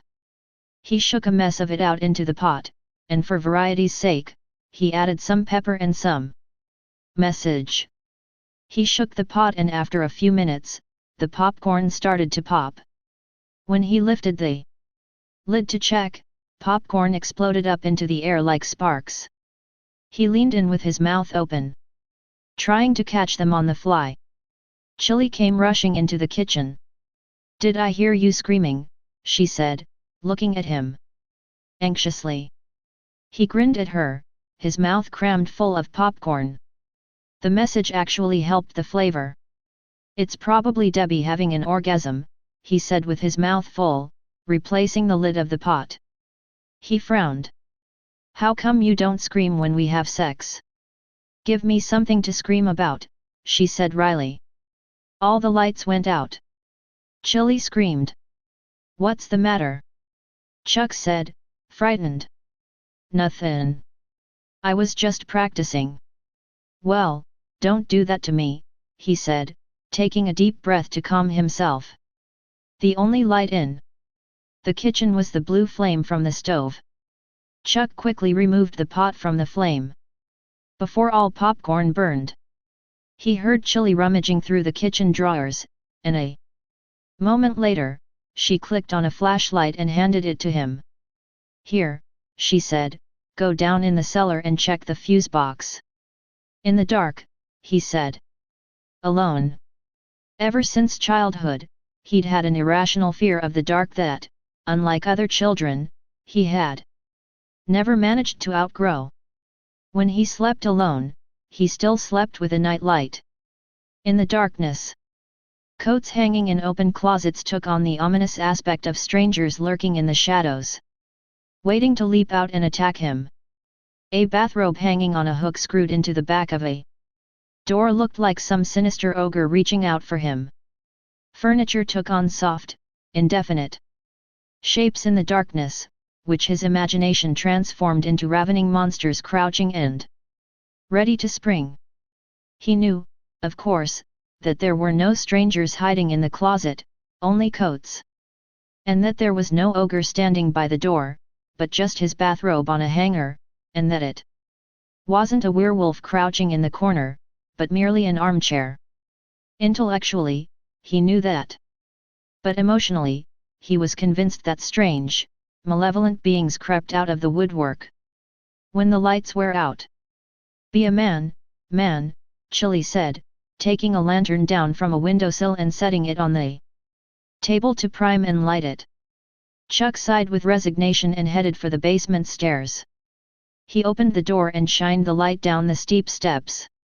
He wrinkled his nose as he smelled the damp, musty odor coming up from the basement. Slowly, he tiptoed down the steps, talking to himself as he went. "There's nothing to be afraid of, man," he said, moistening his lips as he carefully picked his way down the stairs. "So what if it's dark? Nothing to be afraid of." He got down to the bottom of the stairs and his bare feet stepped into water puddled on the cellar floor. "Great," he thought, "the damn cell is flooded." The water came up to his ankles. He swallowed hard and tried not to think about all the things that could be swimming around in that dirty water. Rats, snakes, leeches. In a cellar? Come on, man, he thought, get it together. Don't go freaking out just cause there's a little water on the floor. He swung the flashlight beam around and it fell on a lean, vicious-looking creature with a long snout and glittering eyes. Its teeth were bared in a feral snarl. "Ah! Jesus!" he cried, recoiling from the hideous-looking thing, raising his arm to ward off its leap, and then he realized that it was only a stuffed animal. Relieved, he exhaled heavily and approached it. It was a stuffed weasel, which he touched gingerly and grimaced. Who the hell would want to keep such a thing around? Well, apparently no one, because they had stuck it in the basement. He swept the beam around over wooden crates and moldering cardboard boxes. Some closed and some open, containing all sorts of junk and bric-a-brac. The flashlight beam fell on an old 1940s nudie pin-up. He grinned with appreciation. All right. As soon as he got the situation with the fuse box straightened out, he'd roll the poster up and take it with him. There was a noise behind him that sounded like a footfall on the stairs. He quickly spun around. Who's there? Upstairs, Chili discarded Chuck's popcorn disaster and started fresh with a new pot. It was a good thing Chuck didn't have to cook, she thought. He'd be utterly lost in a world without burger inns, taco joints, and pizza parlors. She made a face as she dumped the greasy popcorn and started to shake the second pot. Suddenly, something heavy fell against the kitchen door. She picked up the lantern. "Chuck? You back already?" There was no answer. She hesitated, then reached out and pulled open the door. Shelley fell against the door frame. His eyes bulging, his mouth working as a ghastly, incoherent wheeze came out of him. His throat was slashed from ear to ear and blood was running down his neck onto his shirt. He stretched his hand out to her and blood trickled from his mouth. "Nice makeup job," said Chili, turning away from him. She wasn't falling for that trick again. He slumped down to the floor and fell forward on his face, blocking the door. She turned and looked at him irritably. He was getting to be a real drag. The deet of the party, she thought. Stop fooling around, man. As she died, she went back to shaking her popcorn. Chuck swept the flashlight beam all around the basement, but there didn't seem to be anyone else in the cellar. Yet he was certain he had heard something. Only the house settling, he told himself. Old places like this always creak and groan. He took a deep breath to settle his nerve. And exhaled slowly. Damn, he hated being alone in the dark. It was giving him the creeps. If it wasn't for the flashlight, he'd never have been able to handle it. He moved deeper into the cellar, sweeping the flashlight beam back and forth and, finally, it fell on a grey steel fuse box mounted on the far wall. At last, he thought. He moved closer, peering at the box. It had been left open and he could see that it wasn't exactly up to code. The old fuses had been replaced with circuit breakers, but the wiring was all exposed and the old cloth insulation was badly frayed.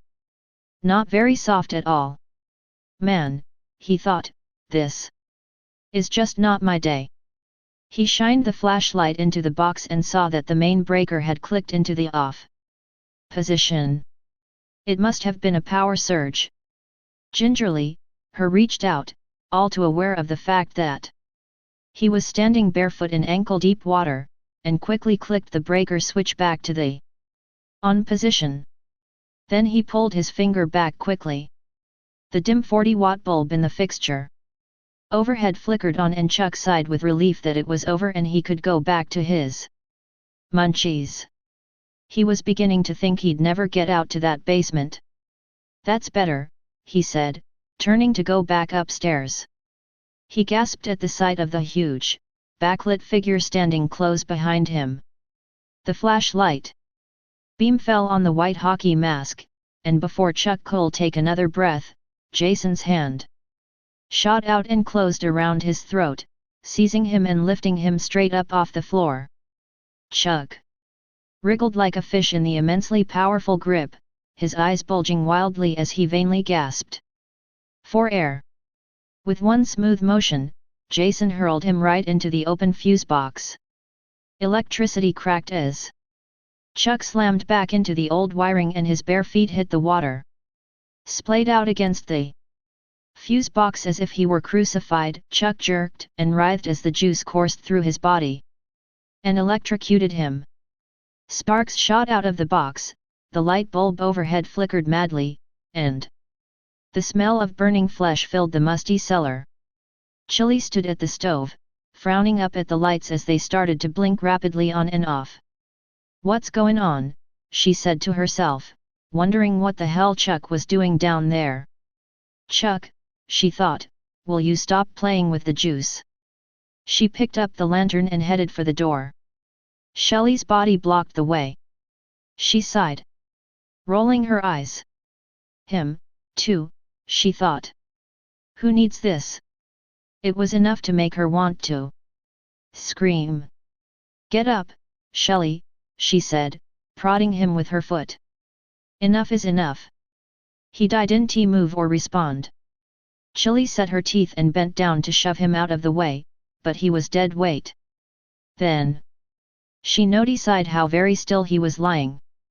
She reached out to touch him and her hand came away, stained with blood. She looked at her fingers in the light of the lantern and realized with a dreadful certainty that this wasn't makeup. It was the real thing. "Oh, my God!" Screaming, she recoiled from him and ran into the living room. The fireplace was blazing from the logs Chuck had added to it earlier. The flames threw garish shadows on the walls. In her panic, she didn't notice that there was an iron fireplace poker stuck between the logs. "Andy! Debbie!" she screamed as she ran up the spiral staircase to the second floor. "Bedrooms! Shelley's dead! He's dead!" Jason's hand closed around the handle of the iron poker he had heated in the fire. Its tip was glowing red hot. Chili started screaming uncontrollably as she beheld the horror in Andy and Debbie's bedroom.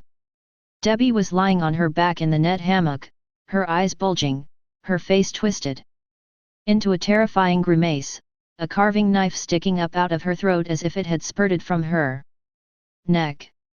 Blood was puddled on the floor beneath her.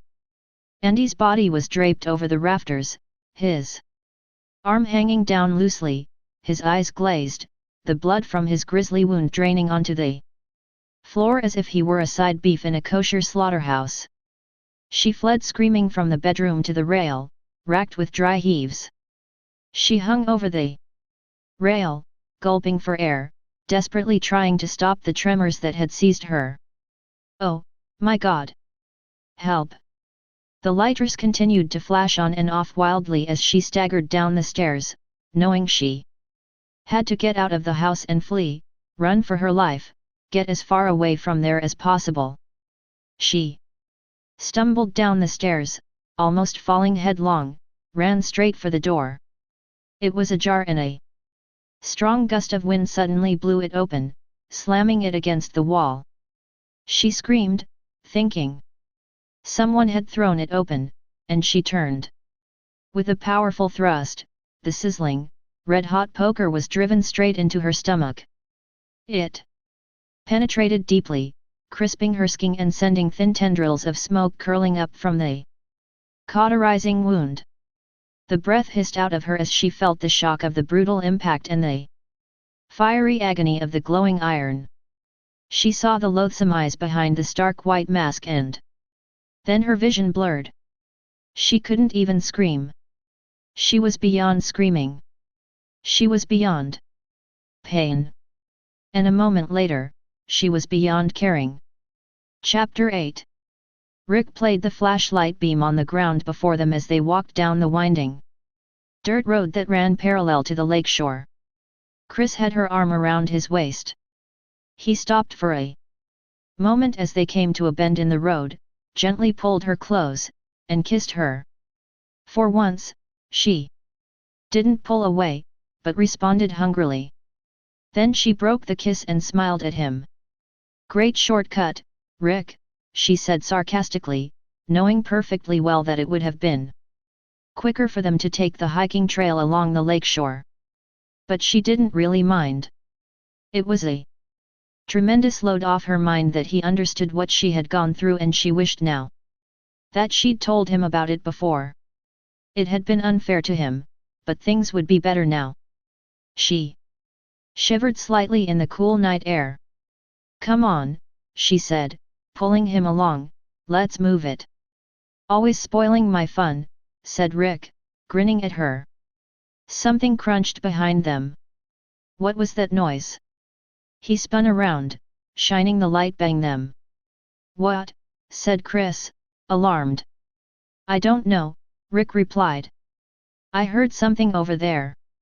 "Come on, let's get home," said Chris, her nerves on edge. They weren't too far from where she had been attacked. The moon was full, and dark clouds scudded across it. The wind was getting quite strong. They walked quickly down the graded dirt road, their footsteps crunching on the gravel. The leaves were rustling fiercely and the trees were starting to bend. Rick and Chris squinted and leaned forward slightly as they walked.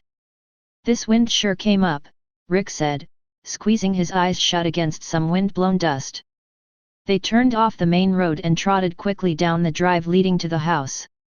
They crossed the wooden bridge over the dry stream bed and the house came into view as they rounded a stand of pine trees. The windows were all open and the curtains were billowing out.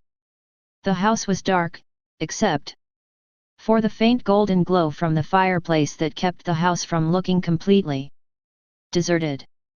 "Seems awfully quiet around here," said Chris as they approached the house. "It's hard to believe the wild bunch is already in bed." "Yeah, well, who knows with those guys," Rick said. After that had happened to his car, he wasn't exactly thrilled with Chris' friends. He'd have been just as happy if they weren't around anymore. They climbed up the steps to the porch, Rick lighting the way, and Chris reached for the knob on the front door. She turned it and the door opened a couple of inches, then came to a stop. "Stuck." She frowned and pushed on it, but it wouldn't budge. "I can't get this door open," she said, glancing at Rick. "There's something behind it." "Here, take this," said Rick, handing her the flashlight. "Let me do it." He grasped the knob and shoved the door, putting his shoulder to it, forcing it open with a scraping sound. He got it open wide enough for them to slip inside. "Oh, no wonder," he said as soon as they got in. "Somebody put this chair there." He moved the wooden kitchen chair aside, thinking at first that the others put it there as a prank, but then he frowned as she sniffed the air. "Something's burning," he said. "Look at the stove." He tried the light switch as Chris went quickly to the kitchen. He flicked the switch several times, up and down, with no result. Something was definitely wrong here, he thought. He followed Chris into the kitchen. "Oh, real smart," she said, holding a charred pot with a towel around the handle. Inside it were the remains of blackened, smoking popcorn. She turned off the burner, dumped the smoking pot into the sink and ran cold water over it. She made a face as a cloud of steam rose up from the charred pot. "The lights aren't working, either," Rick said. Chris stared at him, perplexed. "What's going on around here?" "I don't know," said Rick sourly. "You tell me." "They're your friends." His tone clearly indicated his disapproval. "Listen, I'm going to go on out to the living room and check out what's going on out there." He half expected to find them crashed out on the couch, stoned to the gills. And if that was the case, despite the fact that they were Chris' friends, he was going to give them hell about it. They might have burned the house down. He went into the living room, but it was empty, although the logs in the fireplace were burning brightly. After trying the light switches in the living room, he discovered they didn't work, either. The power must be out throughout the house, he thought. The main fuse was probably blown. "Andy? Debbie," he called out, glancing up at the second-floor balcony. "You guys up there? Anybody here?" He went back into the kitchen. Chris was scrubbing out the pot with steel wool by the light of a kerosene lamp. "Everybody else has taken off and left us," he said. She looked up at him with surprise. "They wouldn't do that." Maybe not, he thought. And the van was still parked outside. But he couldn't think of any other explanation for this kind of strange behavior. In weather like this, they certainly wouldn't be down by the lake, would they? Perhaps they were outside in the barn. If this was all some sort of prank they were playing, it wasn't very funny. "Well, I don't know what's going on," said Rick, "but I'm going to go outside and take a look around." "Rick, wait!" Chris called after him as he went out the door. "I want to come with you." She quickly rinsed off the pot and put it on the counter, then ran after him, wiping her hands on her jeans. Outside, Rick ran down the porch steps and walked around the side of the house, heading toward the barn. He heard the crunch of a heavy footstep on the gravel. "Andy," he said. "Is that you?"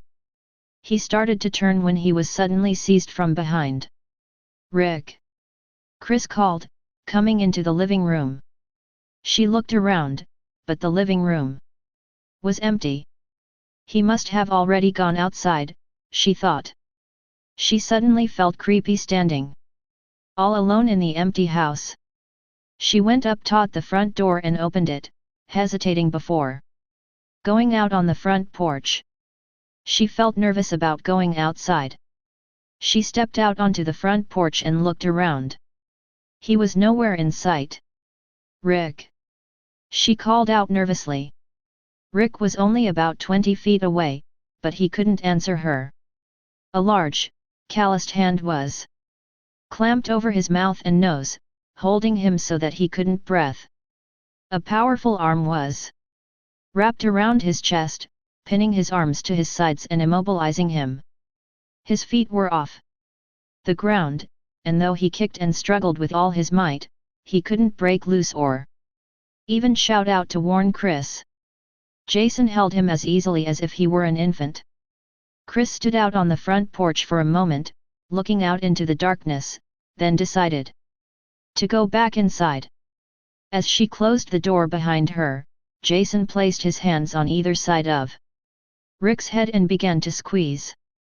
Rick gulped for air and started to scream, but the pressure was so great that it felt as if his skull were being crushed in a winepress. A keening, high-pitched groan escaped from his throat, and then his skull began to fracture, cracking like a walnut end, sending bone splinters deep into his brain. His eyes popped out of their sockets, his jawbones cracked, and his cheekbones shattered as blood spurted from his mouth and nostrils. Chris opened a window on the side of the house and called out his name, but he was hard-pressed to answer. After closing the window, Chris headed back toward the kitchen, wishing Rick will come back soon so that he could do something about the lights. She started and jerked back as something dripped onto her head from above. She looked up. A steady trickle of water was coming down from overhead. Oh, she said. Where's that coming from? Frowning, she picked up the lantern and went up the spiral staircase to the second floor balcony.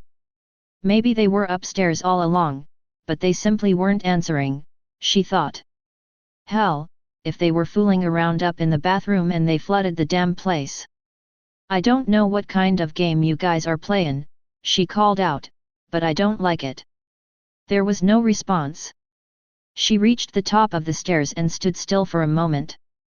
Listening. Debbie? You guys up here? She stopped in front of the bathroom door. What the hell were they doing in there in the dark? Her foot stepped into a puddle formed by the water seeping out from underneath the door. Through the door, she could hear the sound of water running. Hey, come on, you guy, she shouted, pushing in the door. You're wrecking the house. The bathtub was overflowing. She reached out and yanked the shower curtain aside. There were some clothes floating in the tub. Angrily, she reached down and turned off the faucet. Damn that Debbie, she thought, what did she do, throw some sweaters in to soak and then forget to turn the water off? Where the hell were they? And then she noticed a dark stain in the water. She held the lantern flosser and saw that it was blood seeping out of the clothes, turning the water red. With a sharp intake of breath, she lifted the bloody shirt out of the tub, stared at it with a stunned expression, then dropped it back into the tub and raced down the stairs. Rick, she shouted. She ran across the living room, opened the front door, and raced down the porch steps toward the barn. Rick, she yelled. Something had happened, something terrible, she knew it. That shirt had been completely soaked with blood. My God, she thought, what could have happened? They couldn't have gone anywhere, the van is still here, something awful must have. A sharp gust of wind blew through the tree branches and something cracked above her. She screamed as Loco's blood-soaked body dropped down directly in front of her and hung upside down from a splintered branch overhead. Rick, she shrieked, recoiling from the grisly sight and sobbing hysterically as she ran back to the house. She sped up the porch steps and burst into the house, screaming, Rick! Where are you? The wind outside was building up to hurricane force. A strong gust blew the window open. She shrieked as it slammed against the inside wall, then raced over the window, forced it shut, and bolted it. Another gust of wind blew open the door and she screamed again, then ran over to the door and slammed it shut, bolting it and barricading it. Her heart was hammering inside her chest, pounding against her rib cage like a wild thing trying to claw its way out. She couldn't stop sobbing. Rick, she screamed, hysterically. Help me. The large bay window suddenly exploded inward, shattering in a rain of glass as Rick's corpse came flying through it to fall with a soft, wet sound onto the living room floor. Rick! She threw her hands up to her face and screamed as she knelt down beside him, reaching out for him instinctively, then jerking her hands back. Her hands came away covered with blood and she gave a frenzied scream when she saw what had happened to his face. Rick! Heavy footsteps sounded on the porch outside. She looked up, terror-stricken, to see the immense form of Jason Voorhees stepping through the bay window with an axe in his hand. Terror trip hammered adrenaline through her system as she scrambled to her feet and bolted for the stairs. She ran up the spiral stairfax, hearing his booted feet behind her, crunching the glass on the living room floor. She looked down and saw him at the base of the stairs, holding the axe and looking out from behind the hockey mask with those demented eyes. He started up. After her. She turned to the heavy bookcase that stood against the wall of the balcony, and with all her strength, she pulled on it. The heavy bookcase tipped over, hitting the balcony railing end, sending a rain of books down on her pursuer. Jason raised his hand to ward off the heavy books. But the case came crashing down on top of him. Chris ran down the hall. She tried the bathroom door, then hesitated, realizing that would probably be the first place he would look. She ran down to the end of the hall, desperately trying to think of a place to hide. The closet. She bolted inside and pulled the door shut behind her, locking it and bending down to peek out through the keyhole. There was no sign of him. Tears were streaming down her cheeks. Sobbing and hyperventilating, she bit down on her knuckles to try and keep herself from making a noise. He'll check the bathroom, then the bedrooms, and when he passes the closet and goes into Shelley's room, I'll have a chance to run back down the hall and get downstairs and out the front door. She leaned forward and looked out through the keyhole once again. The hallway was empty. And everything seemed quiet. Maybe the falling bookcase had killed him, she thought. Swallowing hard and trying to make herself think straight, fighting the mindless panic that was welling up inside her. What if it had only knocked him out? What if she went out there and ran into him as he was on his way up the stairs to get her? She closed her eyes and bit her lower lip hard enough to draw blood. Then, clenching her hands into fists in an effort to keep herself under control, she squeezed herself back in behind the clothes hanging on the bar. And then she bumped into someone. She turned and came face to face with Debbie's blood-spattered corpse propped up against the closet wall. The carving knife protruded from her throat.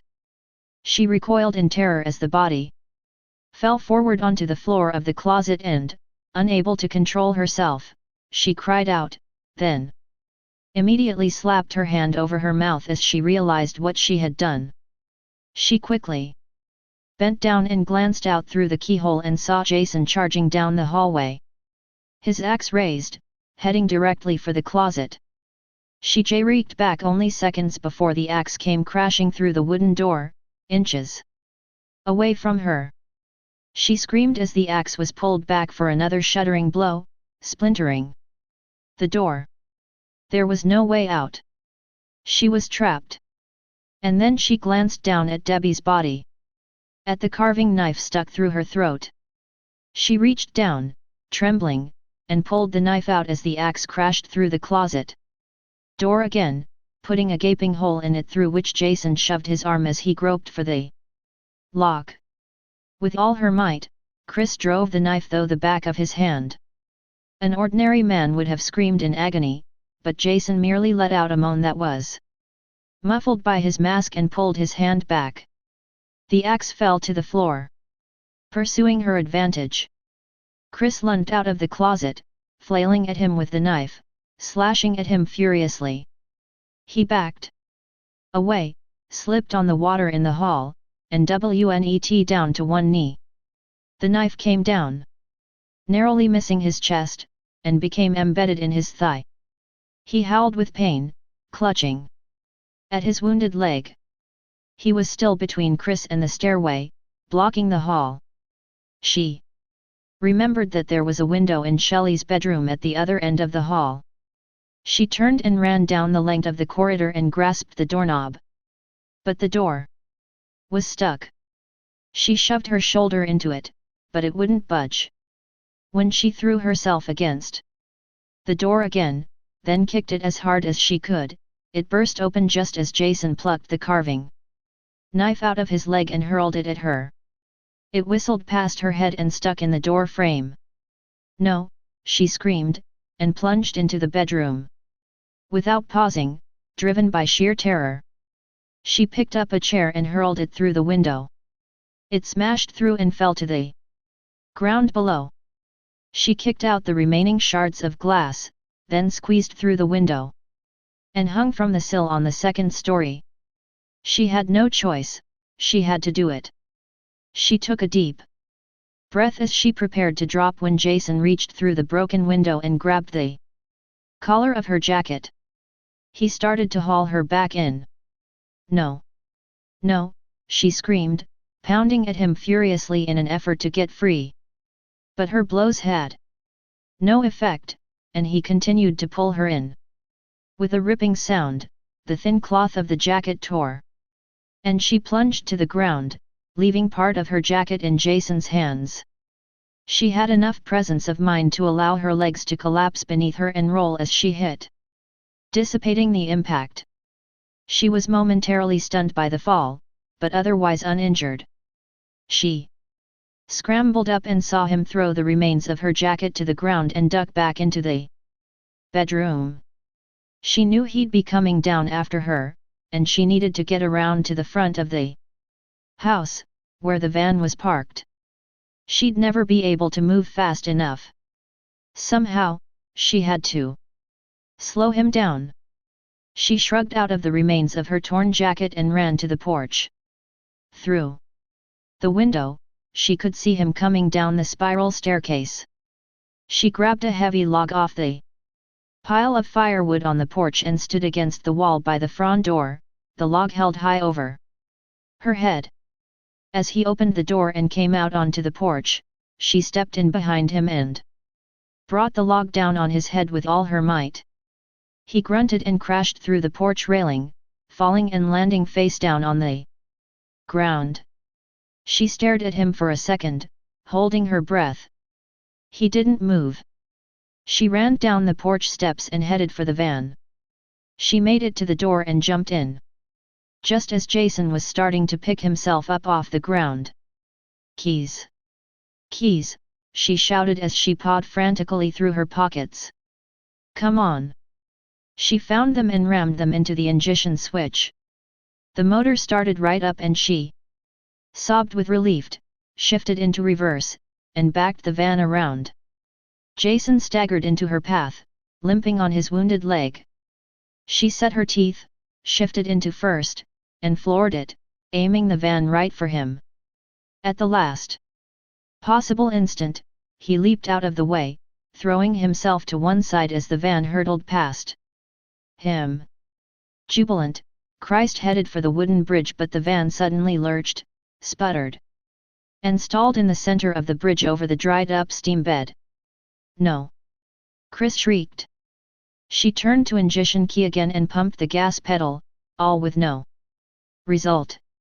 The starter motor whined, but the engine simply wouldn't start. "Come on! Come on!" she shouted. Her gaze fell on the gas gauge. Empty. But it couldn't be, she thought. It had read at least half full when they pulled in.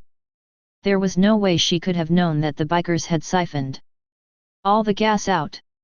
She hammered at the steering wheel in frustration and then she glanced into the side view mirror. Jason was hobbling down the driveway toward the van, limping from the wound in his thigh, but moving quickly nevertheless.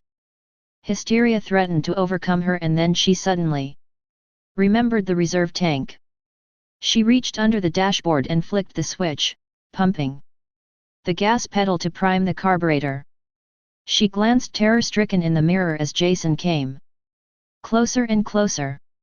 Whimpering with fear, she turned the ignition key again and the engine roared to life. She yelled triumphantly, and at that moment, the rotted, loose wooden planks beneath her cracked and splintered, buckling under the weight of the van so that the rear wheels dropped through the broken bridge planks up to the axle. Then the entire rear half of the van dropped through as the support beams gave way and Chris' body whipped back against the seat and was then thrown forward, her head striking the steering wheel. The engine stalled. Dazed, Chris shook her head just as Jason reached through the open window down on the driver's side and grabbed her around the throat. She gasped for breath, unable to cry out as the powerful fingers squeezed relentlessly. Then, in a last desperate attempt to free herself, she reached out for the window handle and cranked the window up, trapping his wrists against the top of the door. frame. His hold on her loosened momentarily, and she lunged across the seat, fumbling for the door handle on the passenger's side. She yanked on it, got the door open and dropped down into the dried-up stream bed. Above her, Jason rammed his head through the window, shattering the glass and freeing his hands. Chris tumbled as she landed, then rolled to her feet and ran back along the stream bed toward the barn. She couldn't get back up to the road now, he had cut her off. She had to get some kind of weapon. It was her only chance. She climbed up out of the stream bed and hopped over the fence around the barn, looking over her shoulder. Jason was dropping down into the stream bed after her, hobbling quickly on his wounded leg, as unstoppable as a juggernaut. She ran around the front of the barn and struggled to pull the door open against the fire-celly blowing wind. She leaned back, putting all her weight into it, got the door open, slipped inside, and grabbed the first thing that came to hand, a long-handled shovel to drop into the slots as a crossbar. She was just in time. No sooner was the shovel in place than the doors shuddered as Jason hit them outside. She jumped back with a cry and started looking frantically for something to use as a weapon. The doors cracked and a gap opened between them. In another second, he'd break through. There was no time. All she could think of was escape. She had to get away from him. She ran to the ladder leading up to the soft and rapidly climbed up. The doors cracked and the ancient hinges groaned as Jason forced them apart still further, reaching through and knocking the shovel out of the slots. He burst inside, looking around inside the dark recesses of the barn. Then he noticed the long, heavy, 2x4 wooden crossbar leaning against the side wall. He closed the doors behind him, picked up the crossbar, and slammed it down into the slots, wedging it in place. Now she was trapped inside with him. He stormed into the barn, looking for her everywhere, throwing open the gates to the wooden stalls, tearing the place apart as he searched for her. Above him, Chris clung to a ceiling rafter, praying that he wouldn't notice her up there in the darkness. There had been nowhere else to run. She knew he'd look up in the loft next. The square hayloft window was open, and if she kept extremely still, maybe it wouldn't occur to him to check up in the rafters, and he'd think she jumped. Below her, Jason was throwing things all over the place, trying to find her. Stacks of hay bales that weighed hundreds of pounds came tumbling down as he threw them about, effortlessly, seeking her hiding place. Exhausted, Chris began to lose her grip. She tried to wrap her legs still tighter around the rafter, but she overbalanced and it took all her willpower to keep from crying out as she slipped beneath the rafter, hanging upside down by her arms and legs. As Jason moved around below her, she felt her strength ebbing rapidly and knew that she wouldn't last much longer. Oh, God, she thought, please, no, no. Her legs slipped off the beam. Now she was only hanging by her hands.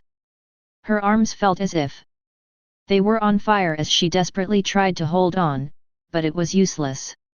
She felt herself losing her grip and she looked down. Jason was directly below her. She fell. She landed right on top of him and they both crashed to the dirt floor of the barn. She scrambled up immediately, driven by stark terror, and bolted for the door. Behind her, Jason slowly recovered from the shock of the impact and pushed himself up off the ground. Chris grabbed the wooden crossbar and pushing up on it, but it was firmly wedged inside the iron slots and she couldn't even budge it. She cried out, throwing all her strength against it, but it was useless. Behind her, Jason rose to his feet and picked up the machete he had used earlier on Andy. There was dried blood on the blade. Chris, still struggling with the crossbar, looked over her shoulder and screamed as he raised the machete and lunged at her. She leaped out of the way just in time as the blade whistled through the air and embedded itself deeply in the barn door. She raced to the ladder leading up to the loft as he struggled to free the blade of the machete from the door. She was gasping like an asthmatic. She had almost no strength left, and was at the limits of her endurance. Only fear drove her on. She threw herself through the trapdoor in the floor of the loft and slammed it shut, rolling a hay bale over it. Then she looked around madly for anything that she could use to defend herself. A long-handled shovel was lying on top of a stack of hay bales. She grabbed it and hid behind the stack, breathing like a long-distance runner. After a marathon, as she desperately tried to think of what to do. He'd be up after her any moment. Jason yanked the machete free from the wooden door and turned to go after her. Several small pieces of straw drifted down from overhead, having fallen between cracks in the floorboards of the loft. He glanced up and headed for the ladder leading up to the hayloft. Clutching the machete, he quickly climbed up the ladder, intent on cutting her to pieces. Determined to catch this victim who kept escaping him and dismember her, chop her into bits, until she was a bloody stew so that it would be impossible to recognize that the pieces had ever come from a human being. The killing lust raged through him, blood pounded in his ears until it seemed as if a tribe of cannibals were beating drums inside his head. He reached the top of the ladder and pushed against the trapdoor. It moved about an inch or two, then slammed back down. Something heavy was on top of it. In a fury, he shoved against it with all his might. The hay bale holding it down was knocked loose and the trapdoor slammed open, striking against the hayloft floor with a crack that sounded like a rifle shot. He came up through the floor of the loft and stepped out through the trapdoor, rising to his full height and holding the machete out before him. Just then, Chris stepped in behind him, and with every ounce of remaining strength that she possessed, she brought the iron shovel down upon his head. There was a dull clanging sound and Jason fell full length upon the floor of the loft. The machete slipped out his grasp and dropped out of the open hayloft window to the ground below. Chris stood over him with the shovel, ready to bring it down again, but Jason remained motionless upon the floor. Chris wasted no time. She quickly grabbed the rope hanging from the block and tackle used to haul the hay bales up to the loft, and she fashioned a noose with it. Loosening it, she bent down, slipped it over his head, and drew it tight around his neck. Then she crouched down beside him and strained to roll his heavy bulk over to the window. She couldn't move him. He was incredibly heavy. She put her arms under his side and gritted her teeth, groaning with the effort as she tried to push him out the window. She leaned into him, straining, putting all her weight into it, and she managed to roll him over onto his side. His fingers twitched. With an agonized moan, Chris straight-armed his limp form until it rolled over once again and teetered on the edge of the window opening. As his hands clutched at her, she pushed him out the window. The rope whizzed through the block like a nylon fishing line screaming from a reel when a marlin hits the hook, and Jason fell straight down at the ground until the stopper knot hit the block and the rope suddenly pulled taut around his neck. It jerked his body in midair so that, for a second, it seemed as if he were about to come up again like a yo-yo on a string. But he simply hung there, twisting slightly, dangling only a few feet from the ground, hanged as effectively as if he had been dropped through the trapdoor of a gallows. Chris stepped over to the window, looking down as Jason's body swung gently from the rope. His arms limp at his sides. She was at the end of her rope as well. Tears streamed from her eyes as she stared down at the awful sight, unable to take her eyes away from it, unable to believe what she had been forced to do. With a sob, she turned away and slowly came back down the ladder, then staggered wearily toward the door. She couldn't believe that it was over. A dozen times, she was sure she had been about to die. She felt utterly exhausted, drained, and shocked almost to the point of catatonia. She tried to push the wooden crossbar up out of the slots, but it was hopeless. She couldn't budge it. For a moment, she sagged against the doors, crying quietly. She looked around, trying to think how she would get the doors open, and her gaze fell on a large, rusted iron pulley wheel hanging from a peg in the wall. She took the pulley down, held it in both hands, drew a deep breath, and swung it hard against the underside of the wooden crossbar. Once, twice, 3 times. She kept pounding at it until, finally, the crossbar moved up slightly as she jarred it loose. She dropped the iron pulley wheel to the ground, and with an effort, lifted the crossbar out of the slots and dropped it to the floor. She grabbed the door handles and leaned back, pulling the barn doors open. There, Jason's body was suspended directly in front of her about 3 feet off the ground. She stepped back, staring at him numbly.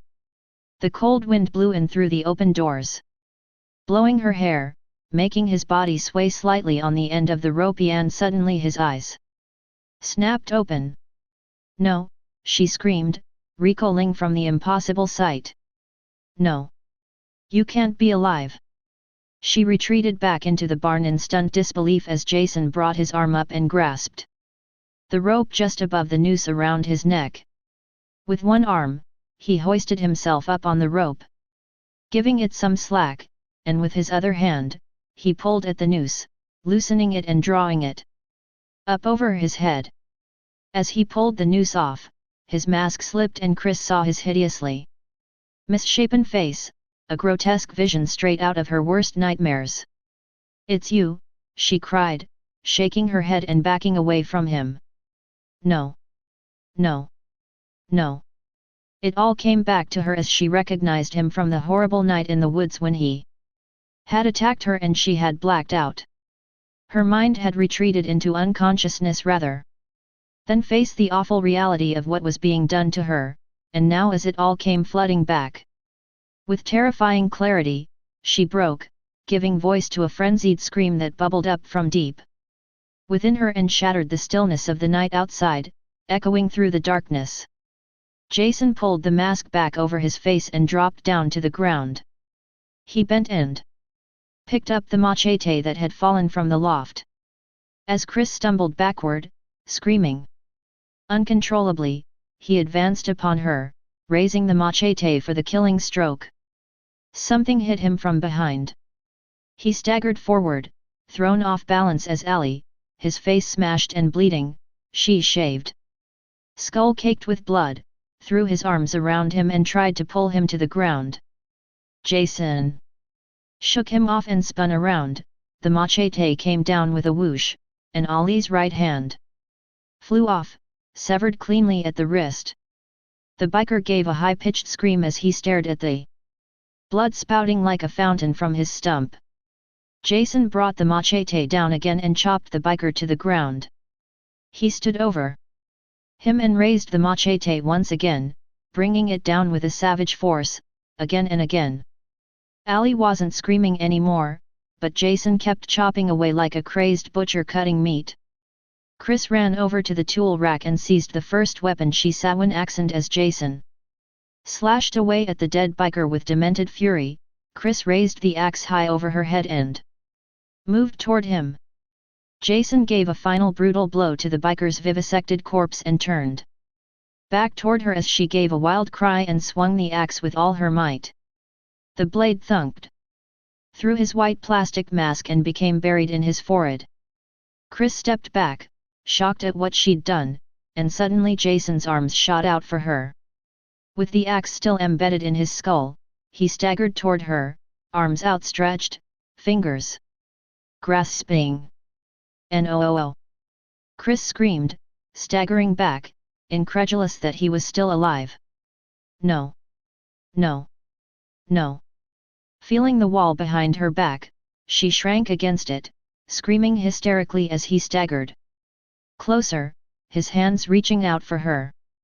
And then he fell forward like cut-down tree and landed with a thud on the ground right at her feet. Christ stood, trembling against the wall, staring down at him with terror. She drew several shuddering breaths and prodded his head with the toe of her sneaker, then immediately jerked her foot back. He didn't move. She was afraid to trust the evidence of her sense. She shuffled to one side, still pressed back against the wall, and then went around him in a wide circle, staring down at his massive body, lying there with the bloody axe embedded in his head. She slowly edged around him and went outside, breathing heavily, her throat raw from screaming. In a daze, she walked down the path leading to the lake. The wind had died down and Crystal Lake was dark and smooth as glass. The night was cold. But she didn't even feel the chill. Knowing she was on the verge of collapsing, she followed some blind instinct that led her to seek safety out upon the lake, where no one could reach her. At the boat dock, she sank down to her knees and pushed the canoe, which she and her friends had brought, into the water. She climbed into it, huddled on the bottom, then drifted away from the shore into the darkness. She sprawled in the bottom of the canoe, staring vacantly up at the stars. The gently, slightly rolling motion of the canoe as it drifted lulled her into a deep and dreamless sleep. Something heavy struck the side of the canoe and Chris J reeked awake, sitting up violently and crying out, "No!" And then she realized where she was and looked around. It was morning. The canoe had drifted out to the small island in the middle of the lake and had struck a drifting log. She sighed with relief, then reached out to push the partially submerged log away from the canoe. She hesitated, staring at the log with sudden fear. She forced herself to touch it, then jerked her hand back. She set her teeth and shoved the log away, then cried out and threw her arms up to protect herself as something swept past her head. But it was only a duck landing on the water. Chris squeezed her eyes shut and took a deep breath, trying to calm herself. Her nerves were ragged. She was starting at the slightest sound, the faintest shadow, the slightest movement. She counted to 10 and opened her eyes, looking back toward the house.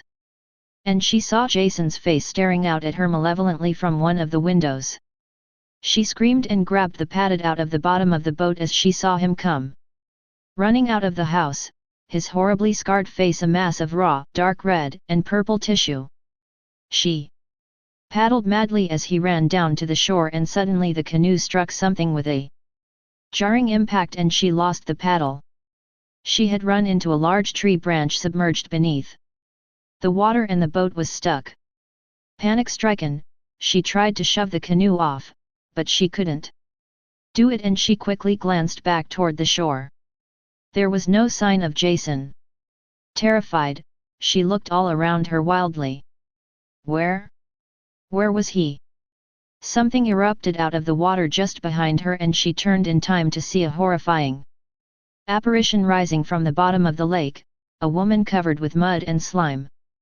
A dead woman, her body rotted and crawling with worms and maggots, and impossibly, she was alive and moving, reaching out for her. Chris screamed as the slimy arms wrapped themselves around her and she felt herself being dragged out of the boat, into the water, and down into the dark ooze. Epilogue. Police Chief Fitzsimmons came walking back toward the house from the barn. His face was ashen. In all his years on the police force, he thought he had never seen anything as gruesome as the scene back at Paul Holt's counselor training center when they found all those bodies scattered everywhere, but this was even worse. He blamed himself. It took them far too long to figure out that the killer had doubled back on them, eluding the search party by following the stream down to the lake and heading back toward the summer cabins. And like a wild animal at bay, the insane murderer had gone totally berserk, slaughtering everything in sight.